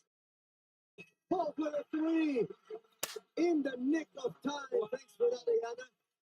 What a shot there. It looked like he hesitated himself out of a good shot, but he made it anyways. Great shot by Stephen Holt. Rios tries to answer back, but it's not going to drop. And now we've got chance of Ginebra once again. Holt back to JB. JB another three. No. Scotty. Oh! Passed it to nobody. He thought Stephen Holt was going to go on the top of the key, but he moved to the side. Look at this. Double pump. He was actually way off balance. Leaning left, shooting right, Nothing but nets. That might be a 2. He was stepping on the line. They're going to double check on that. Right now, it is a 2-point lead for Barangay Ginebra, 47-45. Ooh, that was quick. That was a burst of speed for Chris Banquero. 8 points for him in this ball game. We are deadlocked at 47. One of the few ties we've had. Not a lot of spacing for the Gin Kings. Shot clock's winding down once again. Thompson, buzzer beater. Wow! That's the second one. 10 points in the ball game for Scotty. Scotty doing what Scotty does on a regular. Hit big shot after big shot. Holtz will be called for the reach in there. That'll be the third team foul of Barangay Ginebra. Let's look at it once again. Good pass there from JB. And a great shot there from Scotty. And the crowd goes berserk. Got it off, I think, just in the nick of time.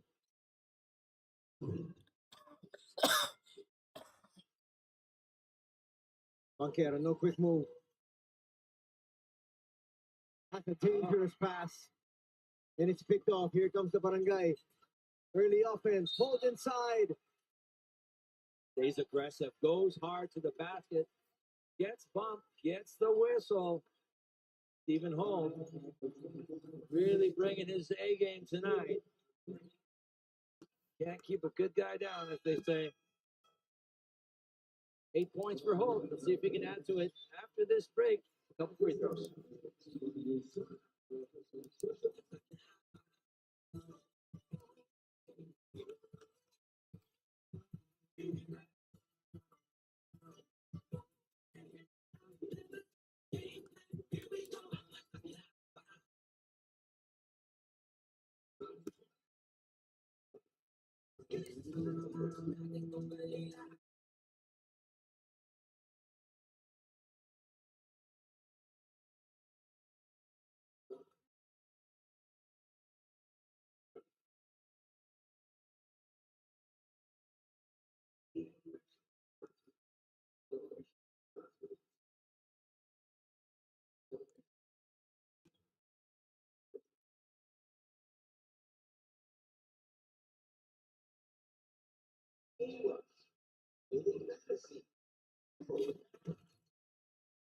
Stephen Holt is coming up big here in the third period as we take a look at his numbers from the LMs, moving on to the quarterfinal stage.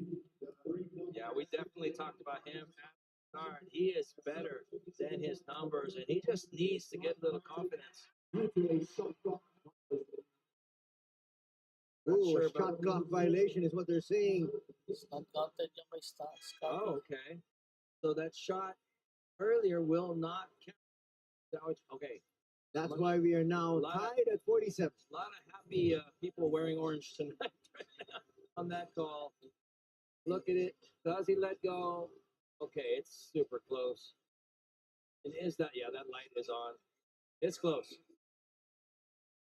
So the shot, three-pointer of Scotty Thompson will not be counted. But nonetheless, Stephen Holt is at the free throw stripe once again. Numbers are down from eliminations to quarterfinals, but he's coming up pretty big tonight. So they make the free throw. They missed 4 already. 9 points now after that free throw. 4 out of 7 from the field for Stephen. Now it's a 2-point advantage here for the Gin Kings. After the 3-pointer of Scotty was taken away.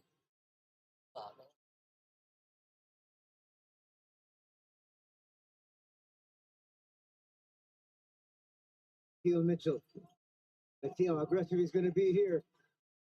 Finds Newsom. Newsom puts up a 3. That's short. Was right in the lap there of Jansen. A lot of moves here. Still will come up short. Everything but the shot there. Yeah.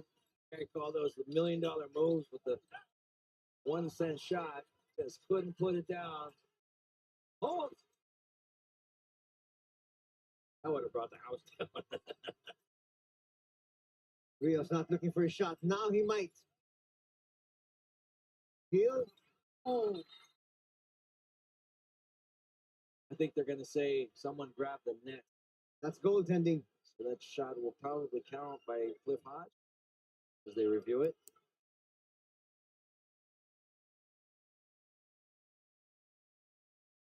Looks like Japet made contact. Here it is. Once again, pass from Akil to Cliff Hodge. And yeah, somebody hit the net. You can't see really that well from that angle to this top view. No foul. And Embra's trying to say, hey, the one who touched the rim, maybe it was the Hodge. Japet's going to be called for the goaltending violation there. Very quick review. Again, so much at stake here, ladies and gentlemen. Just a 2-point ball game. No basket interference. So that means it's not a goaltending. No, it's not. So we're just going to have a jump ball. Interesting.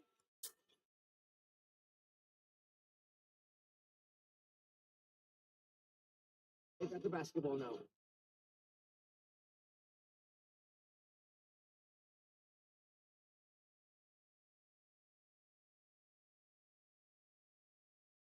JB on an island. Ooh, so close, but it got broken up. Good steal by the Bolts.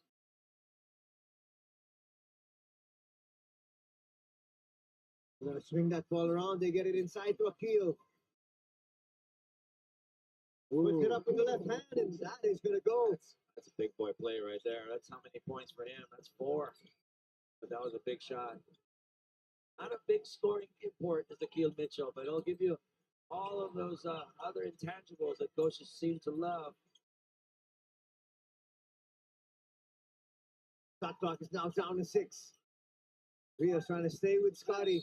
Oh, great pass there. Spotting Troy Rosario along that baseline, and Chris Banquero just couldn't put on the brakes fast enough. He just loves to stay in that dunker spot.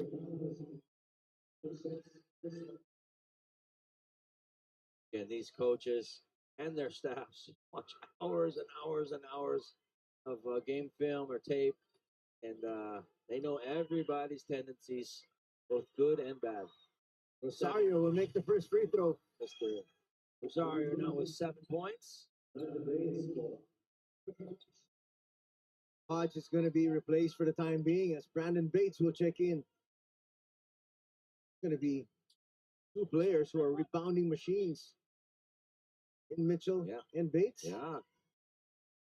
Now, looking at this, you would say Meralco has the size advantage on the court with Brandon on the court. Big boy. Of course, Barangay Ginebra still has Japet Aguilar there, so that is their own version of Twin Towers with Troy Rosario. Shot clock's winding down. It's now at 8. Banquero looking for space. Might have to put this one up, and does. Yeah, too much space given by Japet there, but again, he didn't want to get beat by the quickness of Banquero. He'd rather have that jump shot. 10 points now for Chris Banquero. Here's Holt. Holt will try to attack once again. That shot a little bit too strong. Let's see who this foul is on right here. That was a lot of jockeying for position inside that blue shaded lane. Such a beautiful court, by the way. I just love beautiful courts.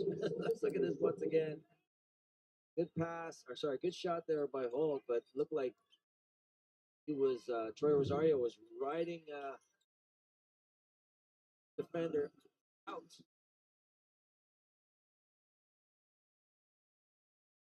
Brownlee left wide open. Japet. Kick ball, they say, from Banquero. You know, that's one of those plays when I was a player. I didn't really intentionally kick the ball. The ball hit my foot.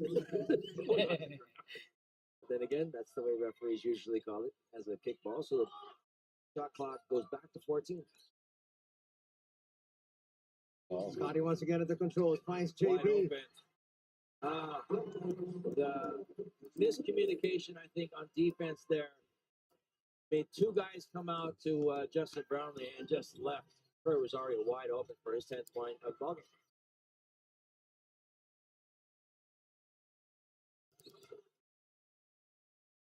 Mitchell picked up his dribble. A pass a little bit too strong. And here's JB once again, turning on the burners. Got a Good transition mismatch. defense.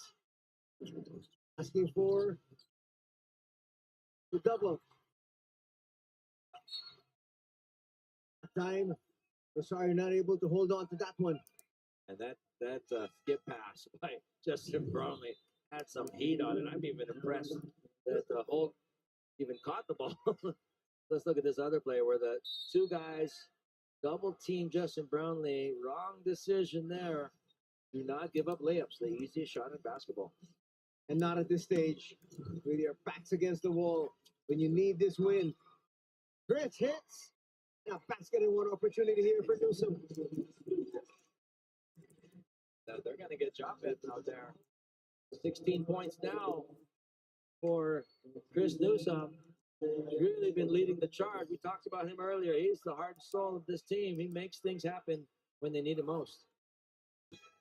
He ties things up at 53. As we take a look at the best move of the game, brought to you by Honda, official motorcycle of the PBA. You know, Joppa is trying to say he wasn't making contact, but he's just so big. He doesn't realize it, maybe. Now 1 point lead for Meralco. A lot of time still remaining in this ball game. 3 and 12. Here in the third and the entire fourth yet to come. Archie Barrientos in. Gonna launch this early. JB on the move. What a pass. What a pass. What a finish. Just led him perfectly.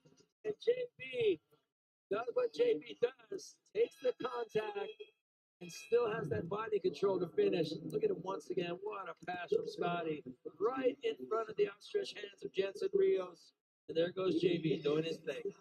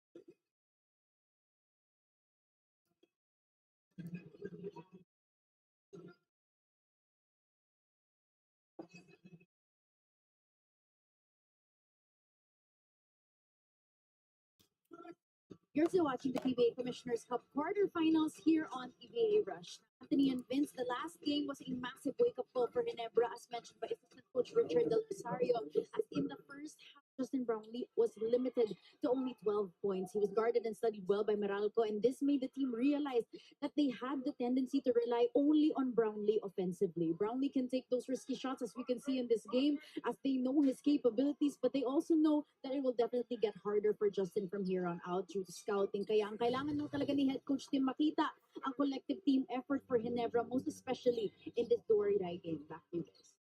So far, so good here for JB. Makes that free throw. It's now a 2 point lead once again for the Gin Kings. Aaron. Try to take advantage of this mismatch in the first half. We'll get it up and misfire. One and done in the offensive here for the Bulls.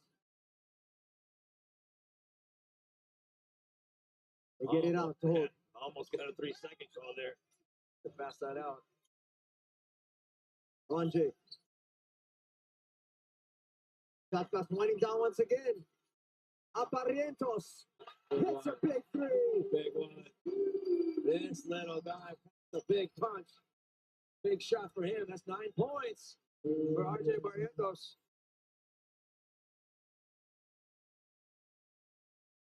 This is now the biggest lead in the ball game here for Barangay Ginebra at 5. Newsom will try to challenge. He'll come up short. Free throws coming up. Went right to the heart of the Ginebra defense once again. But let's look at this play previous. Mr. Bradley, drive, draw, and dish to Barrientos. Says, thank you, sir. I'll take 3 points with that. Beautiful shot. Newsom's going to silence the crowd once again with that first free throw. I was mentioning, Newsom just takes it right to the heart. When you need a big basket or a supreme effort, Newsom is always there. It's like, say, hey, team, get on my shoulders. Let's go. Let's ride. Hold to take a seat as Maverick Ahanmisi comes right back. He had a very good first half for the Barangay. They did. Scotty Thompson will also rest his boots just a little bit. Who is also going to be resent into the action. Here's Maverick. Almost lost it. RJ, What up a 52 move. Oh, but what a block there by Jensen Rios. And he's trying to say, hey, that was a block legit. He doesn't think there was any contact, but the referee says there was contact across the head. Great pass. It's close. Jensen is going ballistic, saying that was not a foul.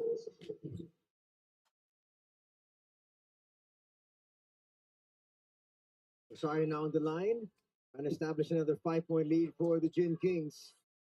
11 points now for Troy Rosario. As we take a look at the numbers. Hey, picking it up. Eliminations really did super well. Ran into a few bumps in the road in the quarterfinals. Some dips in his points, field goal percentage. But he has come ready to play tonight. He'll make both free throws. And he's taking some bumps and bruises. He got whacked on the side of the head.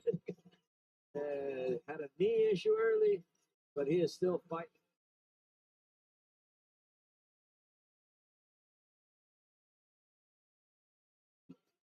Here's Newsom. Gets away. Akil Mitchell. Rios is going to come up short. Boy, Jansen Rios, the game winner and the hero, actually, in game number 2. Finding it really difficult here today. Yeah, and, obviously coaches are going to make their adjustments. They're not making life easy for Jansen. Brownlee asks for the pick. 2 for 3. Oh, That's going to drop. That's a big shot. That's what I always say. Who is, in effect, a guy from deep off the bench? But you always got to be ready. That's definitely what he did. Rios with a quick reply there. 5 points now for Jansen Rios. But what a shot by Koo. He's trying to post up Aaron Black. Got about a 4-inch size advantage on him. Difference of about 3 seconds on the game clock and the shot clock. It's down to 1. Barrientos, that's not going to hit. And that's going to be a 24-second shot clock violation.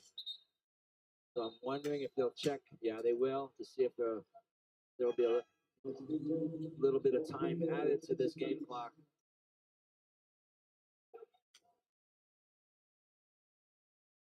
I imagine there will be. Barangay Ginebra has one more foul to give here. But they're going to give JB an extra 2-3 minutes. The rest on the bench of actual time. Coach Tim is practically at the half-court line. So they're going to add some clock. 3.5. Baseball What a pitch pass. finds Newsome. What a pass. Oh, that was almost a play done to perfection. Cliff Hodge doing his best quarterback imitation. What a baseball pass right to Newsome on the money, but they missed the shot. 64-58 is our tally as we head into the fourth and final period.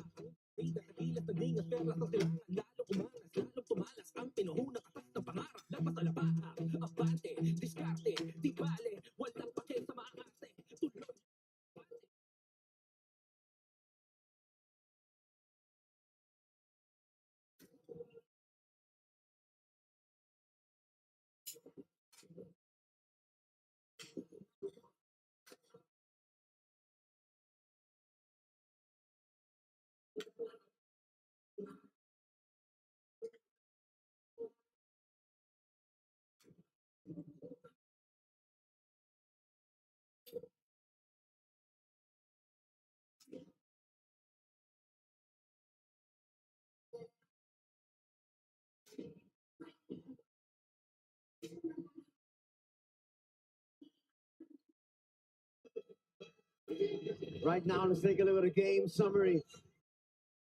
It is beginning a game of runs starting out here with Meralco. 12-0 run to end the first and to start the second canto. Gave them the sizable lead, actually led by as much as 13 points, and then the scoring run this time of the Gin Kings. A 10-0 run to end the second quarter, which will that lead down to just 1 point at the halftime break. And then in the third period, Stephen Holt happened. Quick put back there. You can see his averages in the quarters is 5.5 points. Tonight already with 10.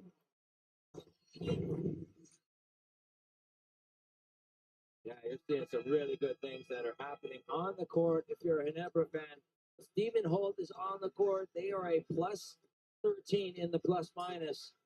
So that is a very good sign.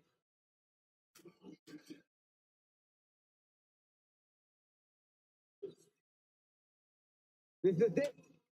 Yep. It will be the final quarter for the conference from one of these squads. And the winner here will move on and take the last bus to the semifinals. 12 minutes of action. You are seeing guys that are just dialed in. This is it. I don't think you're going to see too many smiles and anything nonchalant. This is go hard. This is play hard. Otherwise, you're on vacation. The coaches have done their work. And now it's time for the players to execute here in the payoff period. Rosario comes out to get it. There's a lot of time on the shot clock. Barrientos looking for space. Oh, that is such a nifty move. And I think that's the homegrown name. Filipino move. Oh my God. Let's look at it once again. This is the Filipino step. Get the guy in the air. That's what he did. Do some bit. A lot of contact. Barrientos showing us some street ball moves. Chris Newsome is one of the best defenders in the league.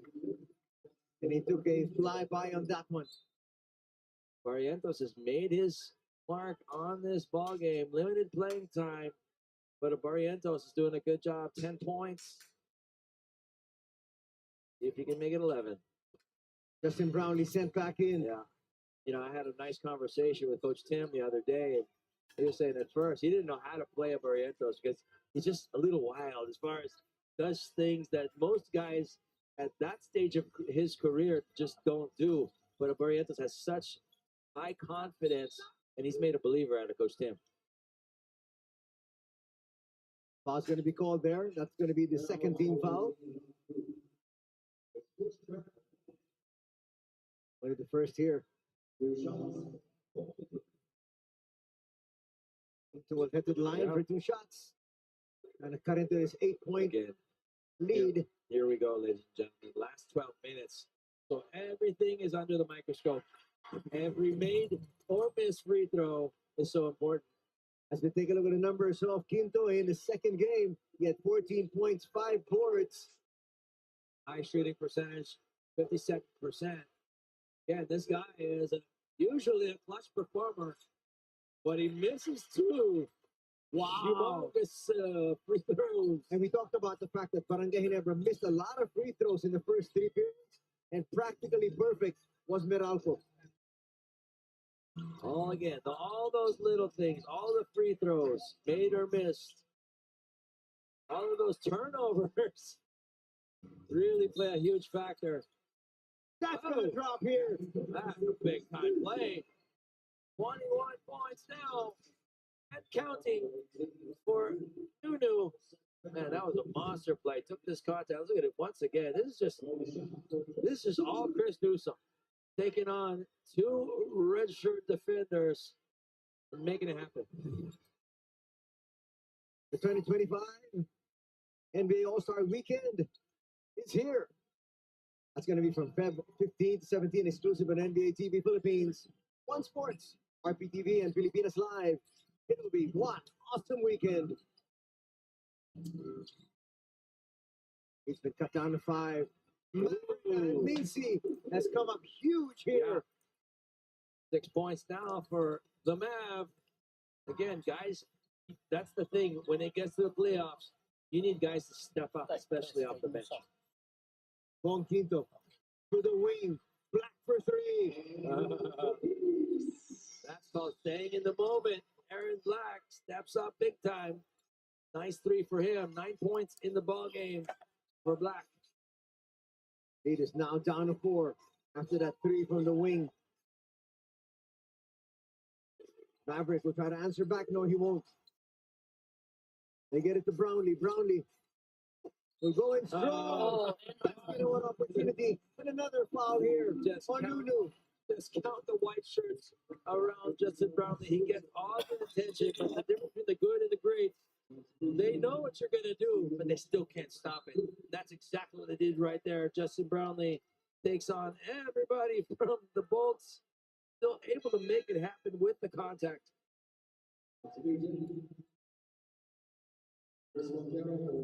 17 points, 7 boards, 5 assists in this ball game for JB. The boy can definitely play. What do you have for us, Anna? Anthony and Vince coming from Meralco's huddle in this critical 4th quarter. Head coach Luigi Trillo emphasized the importance of executing their offensive attack points with precision in this quarter. He also stressed the need for focus on their defensive rotations, most especially when defending the post against Justin Brownlee. Of course, to help them contain the strategies and to limit his scoring impact. Back to you guys. There's the switch. Now inside Akil Mitchell. Will come up short. And that, coming out of nowhere, once again, is Cliff Hodge with the offensive rebound and putback. Just doesn't give up on any play. And he gets rewarded. Double digits now for Cliff.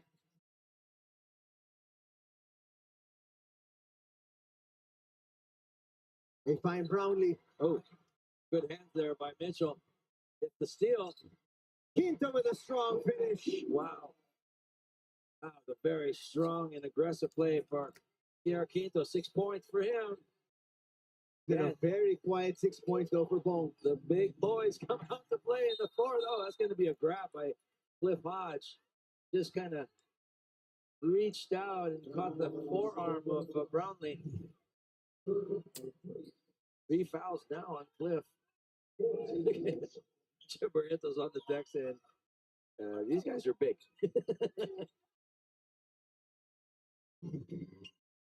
Maverick now with the controls. Barrientos says, give me a little bit more space.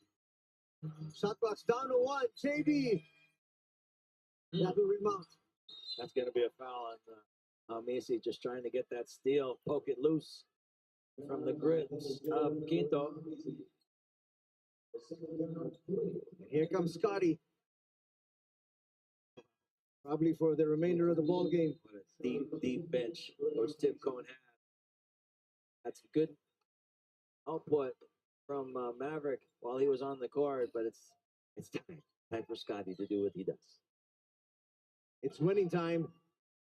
Final 9 minutes of this ball game and final 9 minutes of the Commissioner's Cup for one of these squads. Black. And look to Mitchell. Hodge forced to put up this one. Boom, Quinto at the right place at the right time. That's over, Scotty Thompson. He's got pretty much everything you would want in a very good PBA player. Most of all, he's just tough. I mean, you can hit him, you can do whatever you want. He's not going to back down. Justin Brownlee to the wing. Holt for three. Ooh. Yes.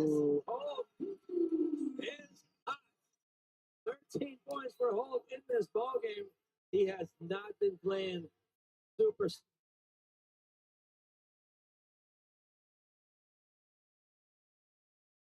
Up against Rosario will give it up. Mitchell to the wing. Quinto for three. No. Barrientos and Hodge are on the deck still. JB. Oh, that's going to be a shot attempt. Black tried to get him on the ground. The coach and the assistant of Wow, Nenad was in the middle. Cliff Hodge is still on the ground right now. I'm curious to see what happened. Both these guys are just jockeying for position. Troy Rosario goes over the top. Guys are just sprawled. You can't say they're not giving their all tonight. There's got to be a technical foul.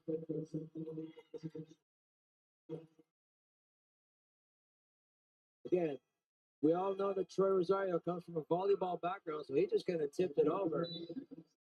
And what Meralco was trying to say is he came over the back of Cliff Hodge. It should have been a call for them.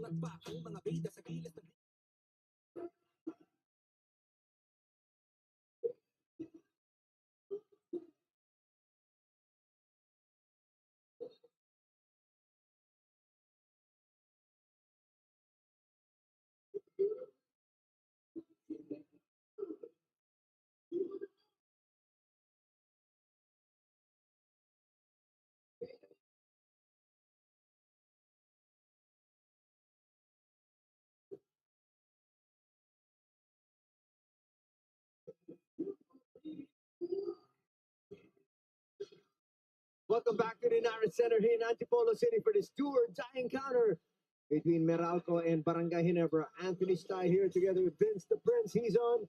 Anna Perlas is on the sidelines joining us as well. And what a game it has been so far, Vince.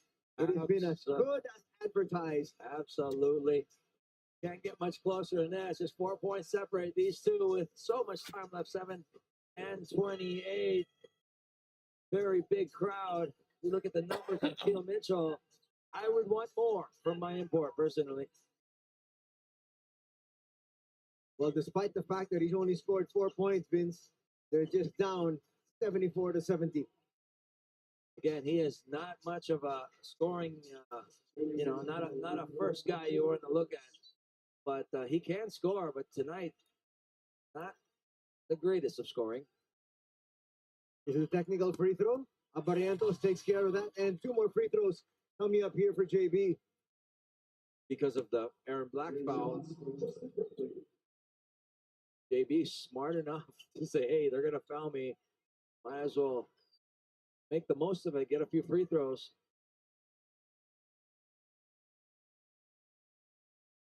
Big time. Again, Justin Brownlee knows how to play basketball, especially winning basketball. You know, Vince, that technical foul on Coach Nenad really might just come back to hurt them.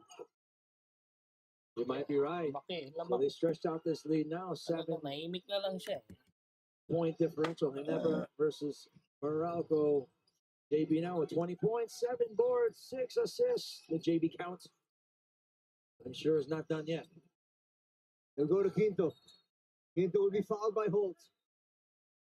Again, that's a very aggressive move from Kier. Goes right into Stephen Holt's grill. He was like, what else can I do? I'm backing up. Hands up. But again, that's why aggressive players usually get those calls. Remember, Quinto missed 2 free throws a while ago. That time, he handles the pressure. 9 points now for Kier. And I imagine this game will even get closer. And both of these teams just not giving up a single millimeter to each other. That time, 2 out of 2. Barrientos up against Banquero. Gets it past the timeline. Barrientos gets away. He'll overshoot though. Everything but the shot. That was a pretty Almost good there. acceleration, but not able to finish it. And the foul's going to be called there on Scotty. Scotty says, I want a review on that one, but I don't know if you want to do it just yet. Still a lot of time going, and you got the lead. But he thought he definitely, Oh, well, might have a point there.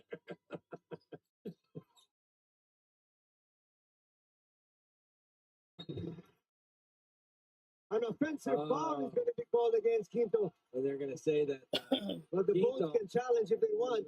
say Quinto kind of hooked Scotty. It looks like Scotty's just kind of like there. And there's a little chicken wing coming out. 4 fouls now on Quinto. Let's look at it once again. He got him off balance.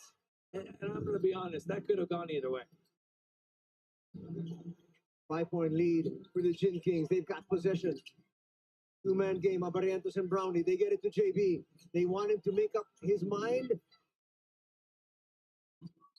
oh, Goes through the hands of Rosario. Yeah. It was such a good pass, but a lot of heat on that pass to get it there. rep, last And touch. Sir Rosario knows that he should have caught it. Went right Last through touch, his rep. hands. Again, Akil Mitchell really being a real thorn defensively here. Newsome back. They need a scoring sock. Big shot. Hart's left open for 3. No. Oh, that was a big shot and a big time rebound from I JB. will let him watch, do that shot. Oh, Back to Brownlee. Brownlee. They're looking inside. Rosario gets Oh, blocked. Ang Oh, foul. no. And looks like Troy is grabbing his foot. If he turned it, An offensive foul. oh no. Another technical That's it. yan. That's it. And the coach is going ballistic on the sidelines. And Coach Nenad's gone. And now look at the drama. We have Troy Rosario down on the floor on one side, a lot of drama on the other side. I think it's just cramps. I'm not sure. It looks like he's grabbing his foot, not his calf. Not sure. I'd love to see what they're going to do here. Addressing an official. Coach Nenad's gone. Yeah, he went right at that ref. I think that's the same ref as just a while ago. They kicked him out. He's gone. He says, thank you very much. I'll see you next conference. We don't pull this out. Or next game. If they don't suspend it. Again, you might be right. It might be cramps, but Troy went down like a ton of bricks. And he's still not up.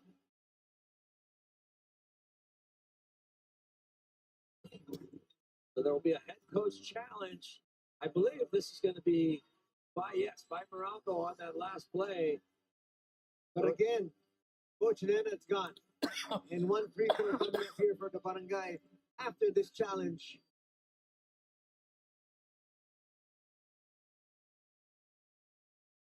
Wow. So much drama, as you said, on both ends of the floor. Whoever's going to be able to hold on to their wits here will come out the victor. I'm looking at a few guys saying their prayers on the Meralco bench, literally, hoping this coach's challenge works out in their favor. This is a big one. Love to see the replay on it as well.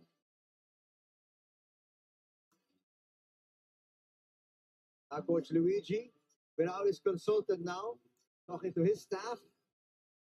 There's still an eternity of basketball to be played here. 5 minutes, 41 seconds.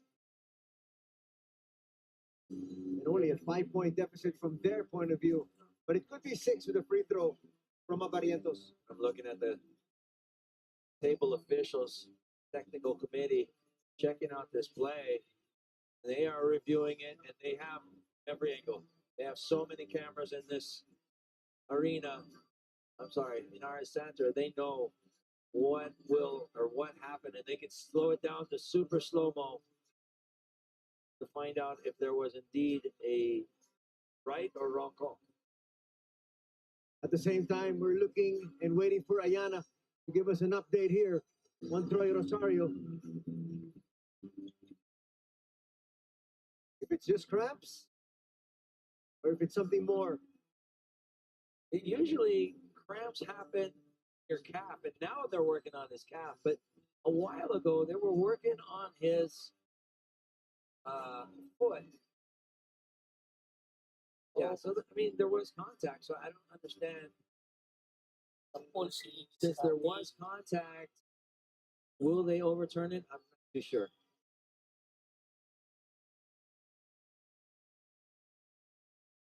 The challenge made by Meralco was successful. Okay. So they did overturn it. That's a great sign for the Bolts. But the thing is, Coach Nenad is gone. That's what I was saying.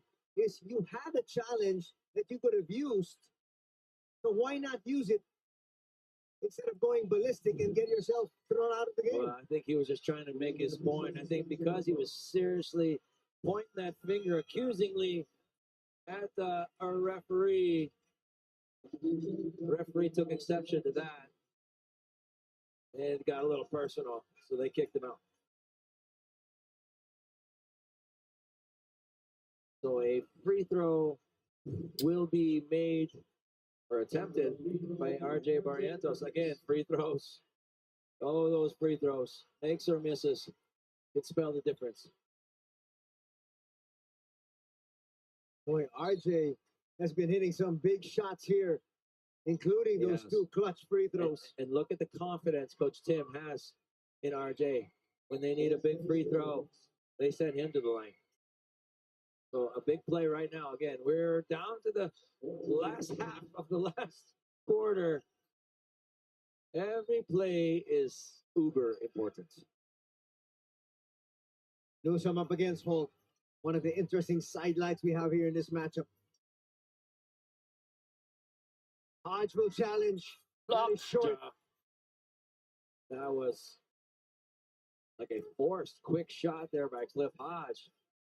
That's high in the air by Scotty Thompson. The drop it on the floor here. The Coach Tim going a little bigger. Shot clock down to 1. JB realizes it. Akil with the rebound and heel push. Newsome with the attack.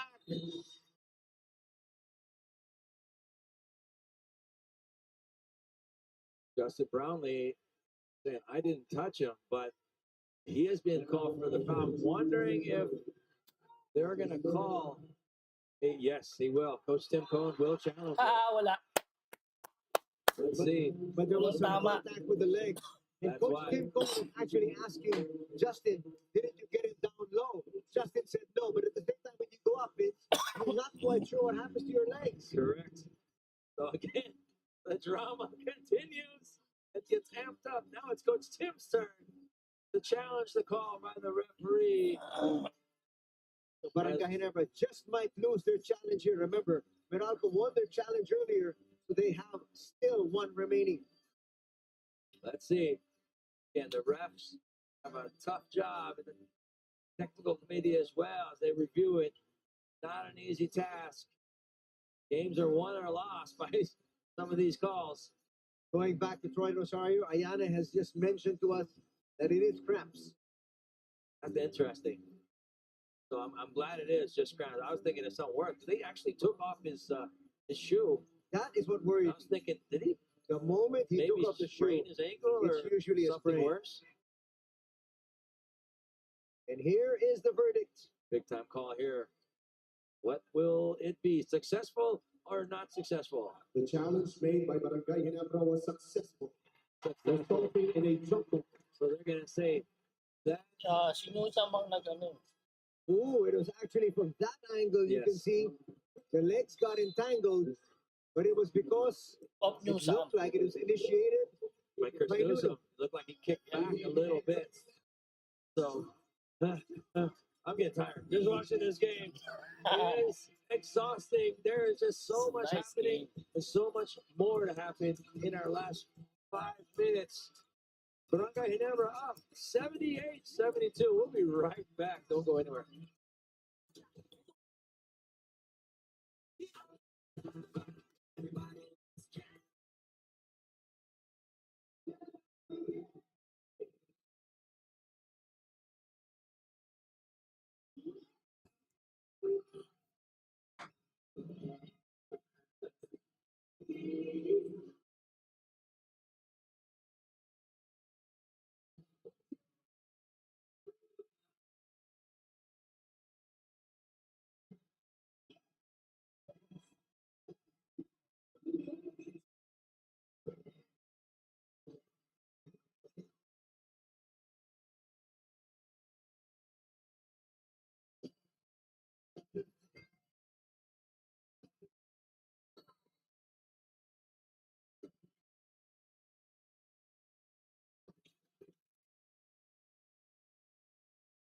Look at the playoff series record between these two squads.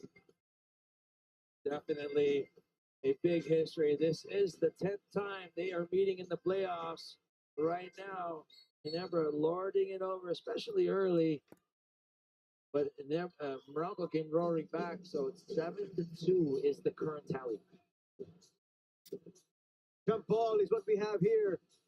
Chop it up against Akil.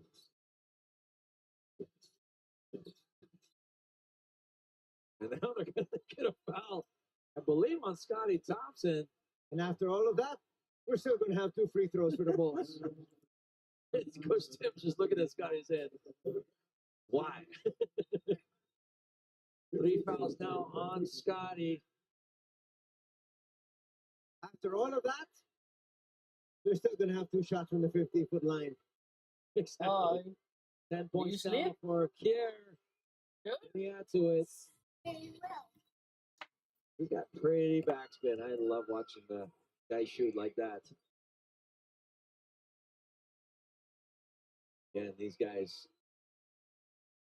having to step up and perform at the highest level on the biggest stage against a very evenly matched, I'd say, crowd. I mean, there's a lot of Meralco fans, Ginebra fans here at the Inara Center tonight. You can hear the chants of defense. Here's Barrientos. Oh, what a pass. Oh, nice. You all set up perfectly by Barrientos. What a pass. What a dunk. Ginebra back up by 6. 4 and 30 remaining in this one. There's a mismatch. Akil inside. Baby hook a little bit too Oh, close. Scotty. What a rebound. And he was hot. That is what the fans come to see. A Kalawit rebound, as they say. RJ asking for a pick. We'll go to JB. Scotty for three. That's offline. Oh, he kind of rushed that a little bit. Here's Quinto. Yeah, he just bowls over RJ Barrientos, saying, all right, you're quick, but if you're coming on this ride, you better be prepared. That's a very good move there from Look Quinto. at this dunk once again. What a play. Run to perfection. RJ knew for a fact he had Japeth with a clear path to the basket. All I got to do is just get it up there. Japeth will take care of the rest. Look at that. Hit his hand on the rim. Back to crucial free throws. That's going to rattle in. You can see Quinto battling nerves. Quinto now, 13 points. A lot of them from the free throw stripe.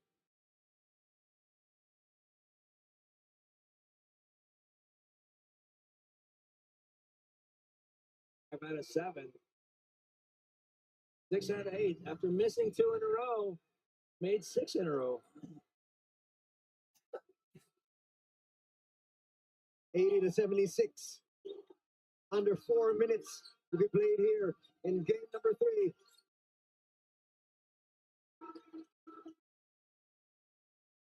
Barrientos asking Holt to clear out. Oh, there's a big 3 if he makes this one. Oh, stepping up and fucking Barrientos. This kid can definitely ball. He's got 16 points in the contest. They send a double. Akil Mitchell has really been shackled today. 3. Banquero. No. Wow. What a turn of events. RJ stepping up. 2-man game once again. They get it to JB. JB. Basket and opportunity there. To RJ Barrientos and Justin Brownlee and Japeth Aguilar make beautiful music together when they've done just that here in the 4th quarter. But once again, JB takes a little contact, and it takes a lot more strength and contact than that to stop him.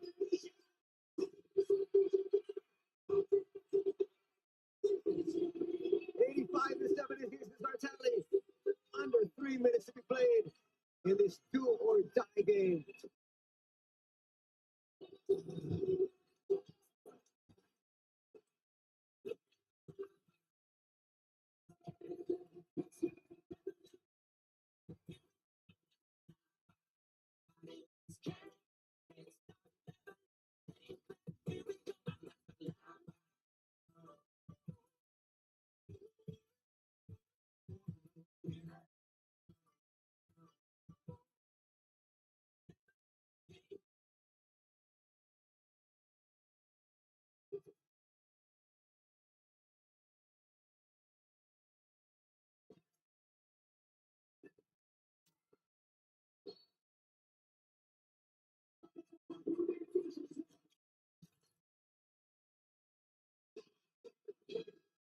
Look at a quarterfinals averages of this young player.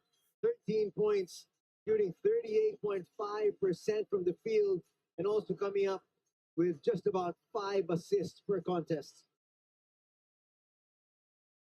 Such a big time player. Just comes ready to play. Got such confidence.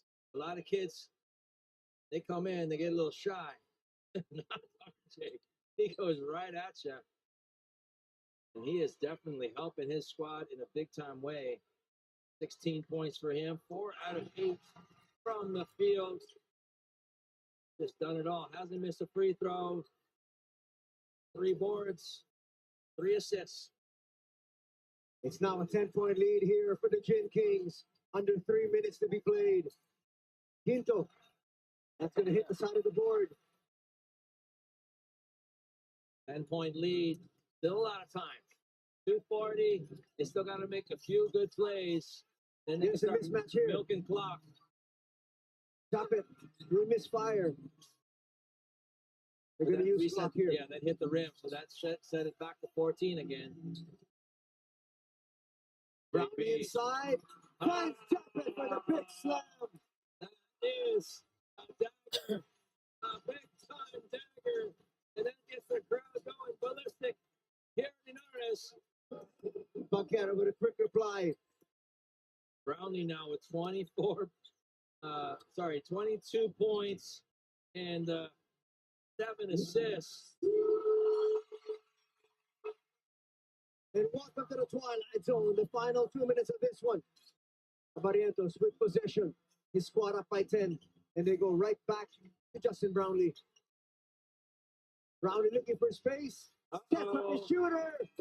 Oh, they had the shot that would have definitely pretty much spelled disaster for Meralco. But Scotty came up a little short. Look at this once again. What a dish from Justin to Japheth. And Japheth dropped it like it's hot. Once again, Japheth just the rim wrecker along that baseline. Quinto will go to the wing. Mitchell will put up a 3 and come up short. That might be it. That shot right there is exactly what Coach Tim wanted. He'll not really that comfortable shooting outside shots, especially at this juncture. Boy, Akil Mitchell coming up short here today. Just when it mattered most. Pull for 3. Stephen Holt now with 16 points. And I will say that was definitely a dagger with just about a minute to go. Now everybody's got their confidence up. Cliff Hodge will answer with a 3 of his own. You got to wonder, are they going to start fouling and trying to extend this ball game? 10 points, less than a minute. Going to bleed that clock as much as they can. Yes, they will for sure. And that could be it if they're not going to foul here. Well, there is the 4-point shot. Oh, Brownlee with the turnover. Quinto, they're going to have to look for a 2-point shot. They got there quick too. But the question is, do they have enough game clock left? I think that might have been just not enough time. Holt is on the ground. I don't know. Hard foul, they say, from. Then he gets kicked by Hodge. Hodge is walking by, just literally made contact with his foot over Stephen Holt. I guess there's little history behind that one. It looked like a foul by Bon Quinto. Yeah. And he just, I think he took a shot right in the solar plexus. Having a hard time breathing. Let's see it once again. Here it is. Boom. Not too much. I mean, that hit you in the ribs, though. Yeah.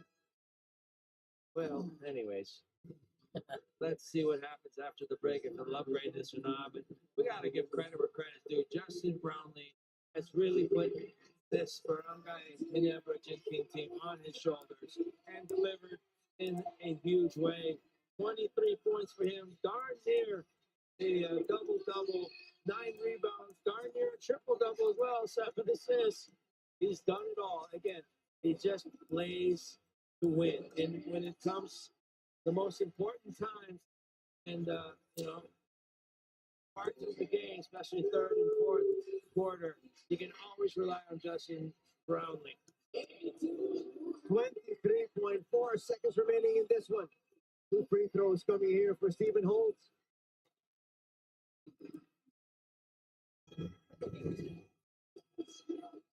As we take a look at the contributions here of RJ Barrientos. Big time. 16 points, 3 assists, 3 out of 5 from 3-point country. You can't ask for anything more from him. And what a luxury Coach Tim has with him, because he does a little of everything. He'll hit the big shots. He'll make the crucial free throws. He'll set up other guys. He'll spread the court well. He's solid with the ball. Again, you take a little bit of that wild side, you try to trim it down, you have the makings of a prolific player. So they don't need to bring Troy Rosario back into the ball game. He's going to get a lot of rest. And he's going to be heading to Qatar with the national squad in preparation for Gilas.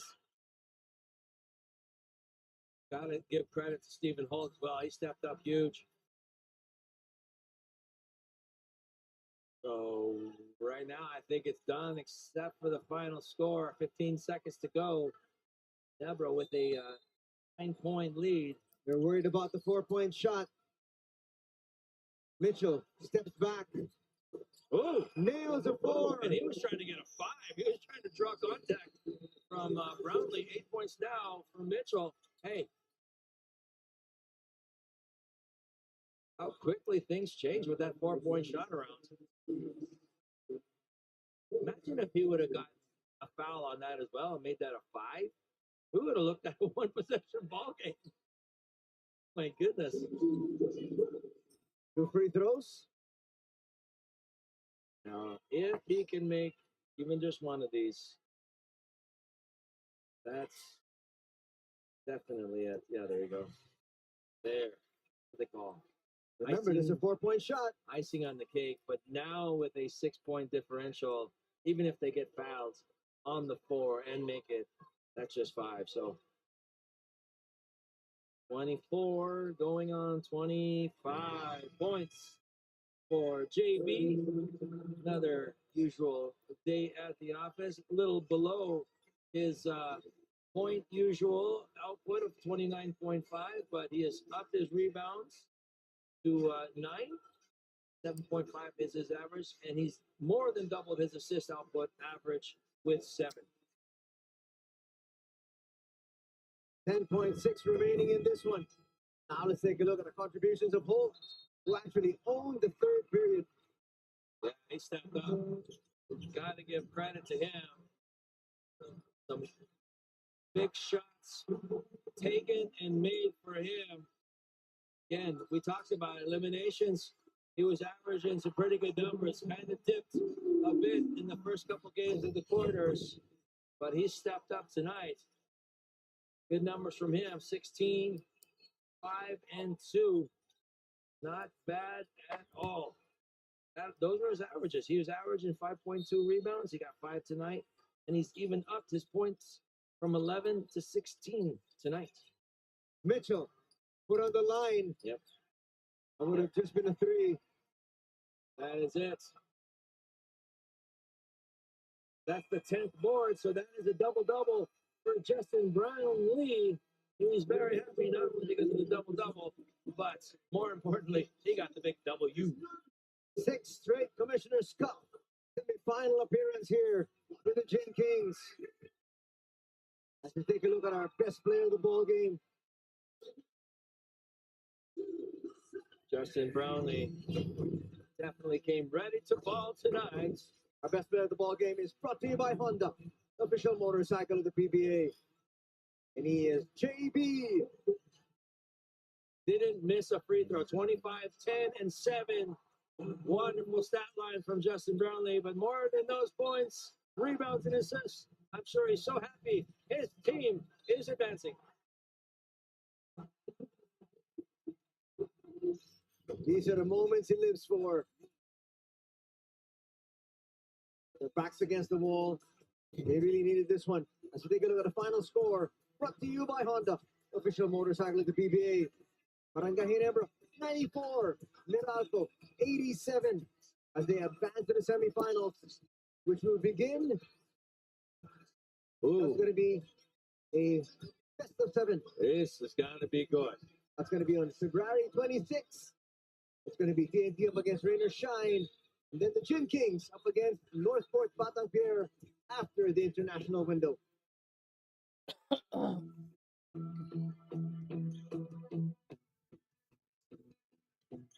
Yo, umangat pa ang mga bida sa gilid paglingas pero sa silangan lalo umangas, lalo tumalas ang pinuhunang atas ng pangarap ng pasalapaan.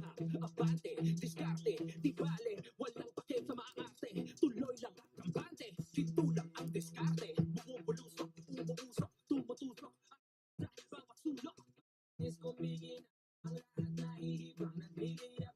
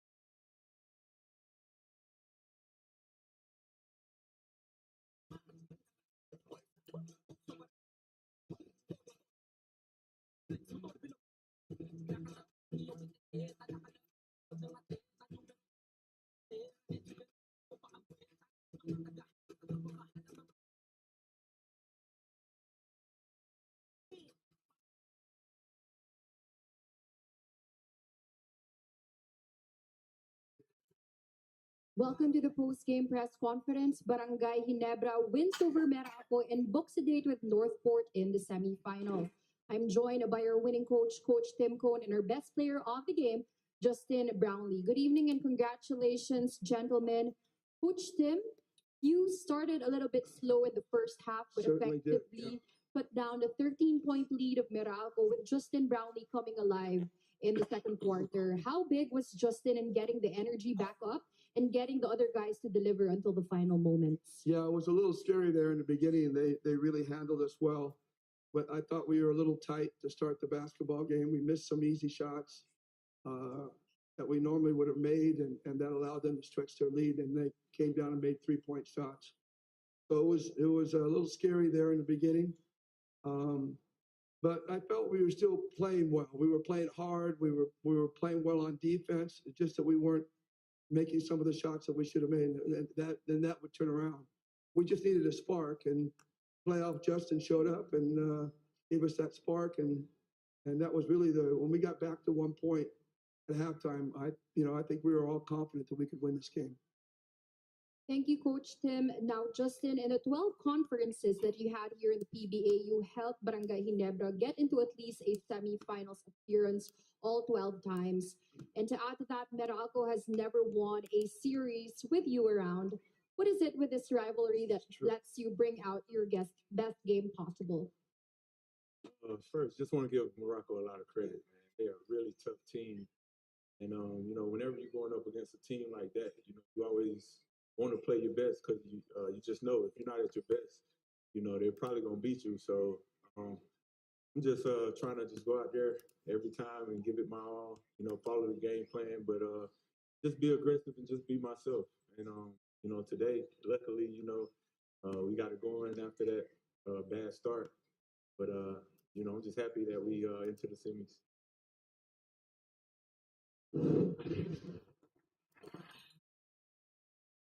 New chapter, same rivalry. As we take a look at the game highlights brought to you by Honda. Official motorcycle at the PBA. Scotty Thompson started off this ball game with a big three. Then Cliff Hodge trying to pick up from where he left off in game number 2. Yeah, the first quarter really was a game of runs. The first quarter was lorded over by Meralco. They went on a 12-0 run in that first quarter. Strong move there by RJ Abarientos against Black, and then Black repays the compliment here. Yeah, that was a nice shot too. Uncanny shot by Norman Aaron Black. As we enter the second period, Newsom, he would hit Newsom played well. of his 3 threes. Actually, he had 4. He was 4 out of 8. Did not miss a free throw as well. 4 out of 4. A great game from him. 22 points. Leading by example. Nice catch and shoot once again by Johnson Rios, the hero in game number 2. There's JB just doing what JB does.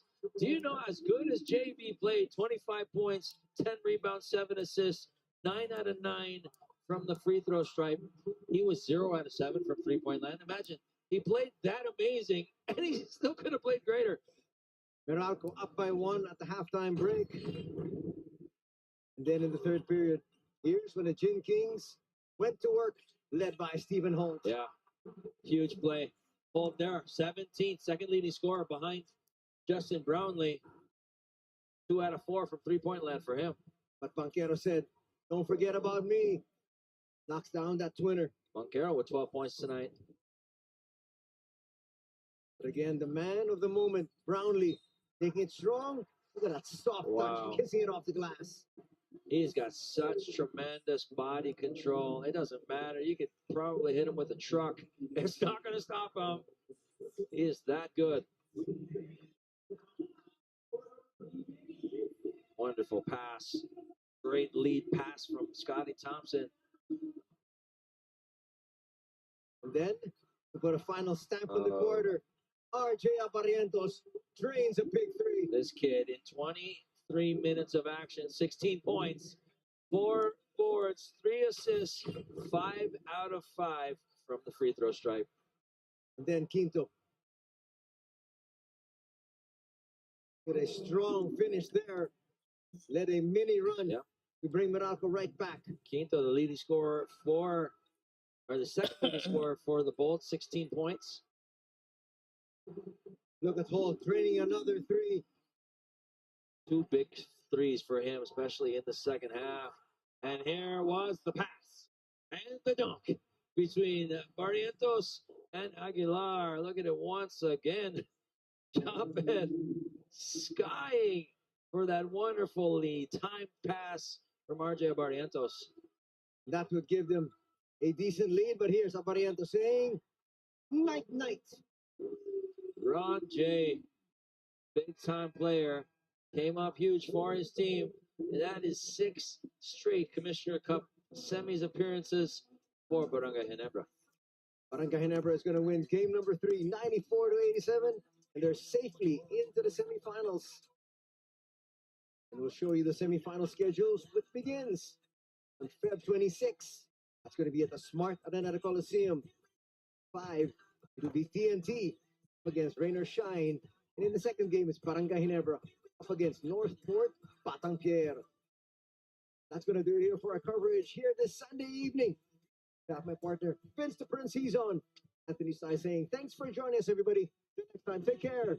Have a good week.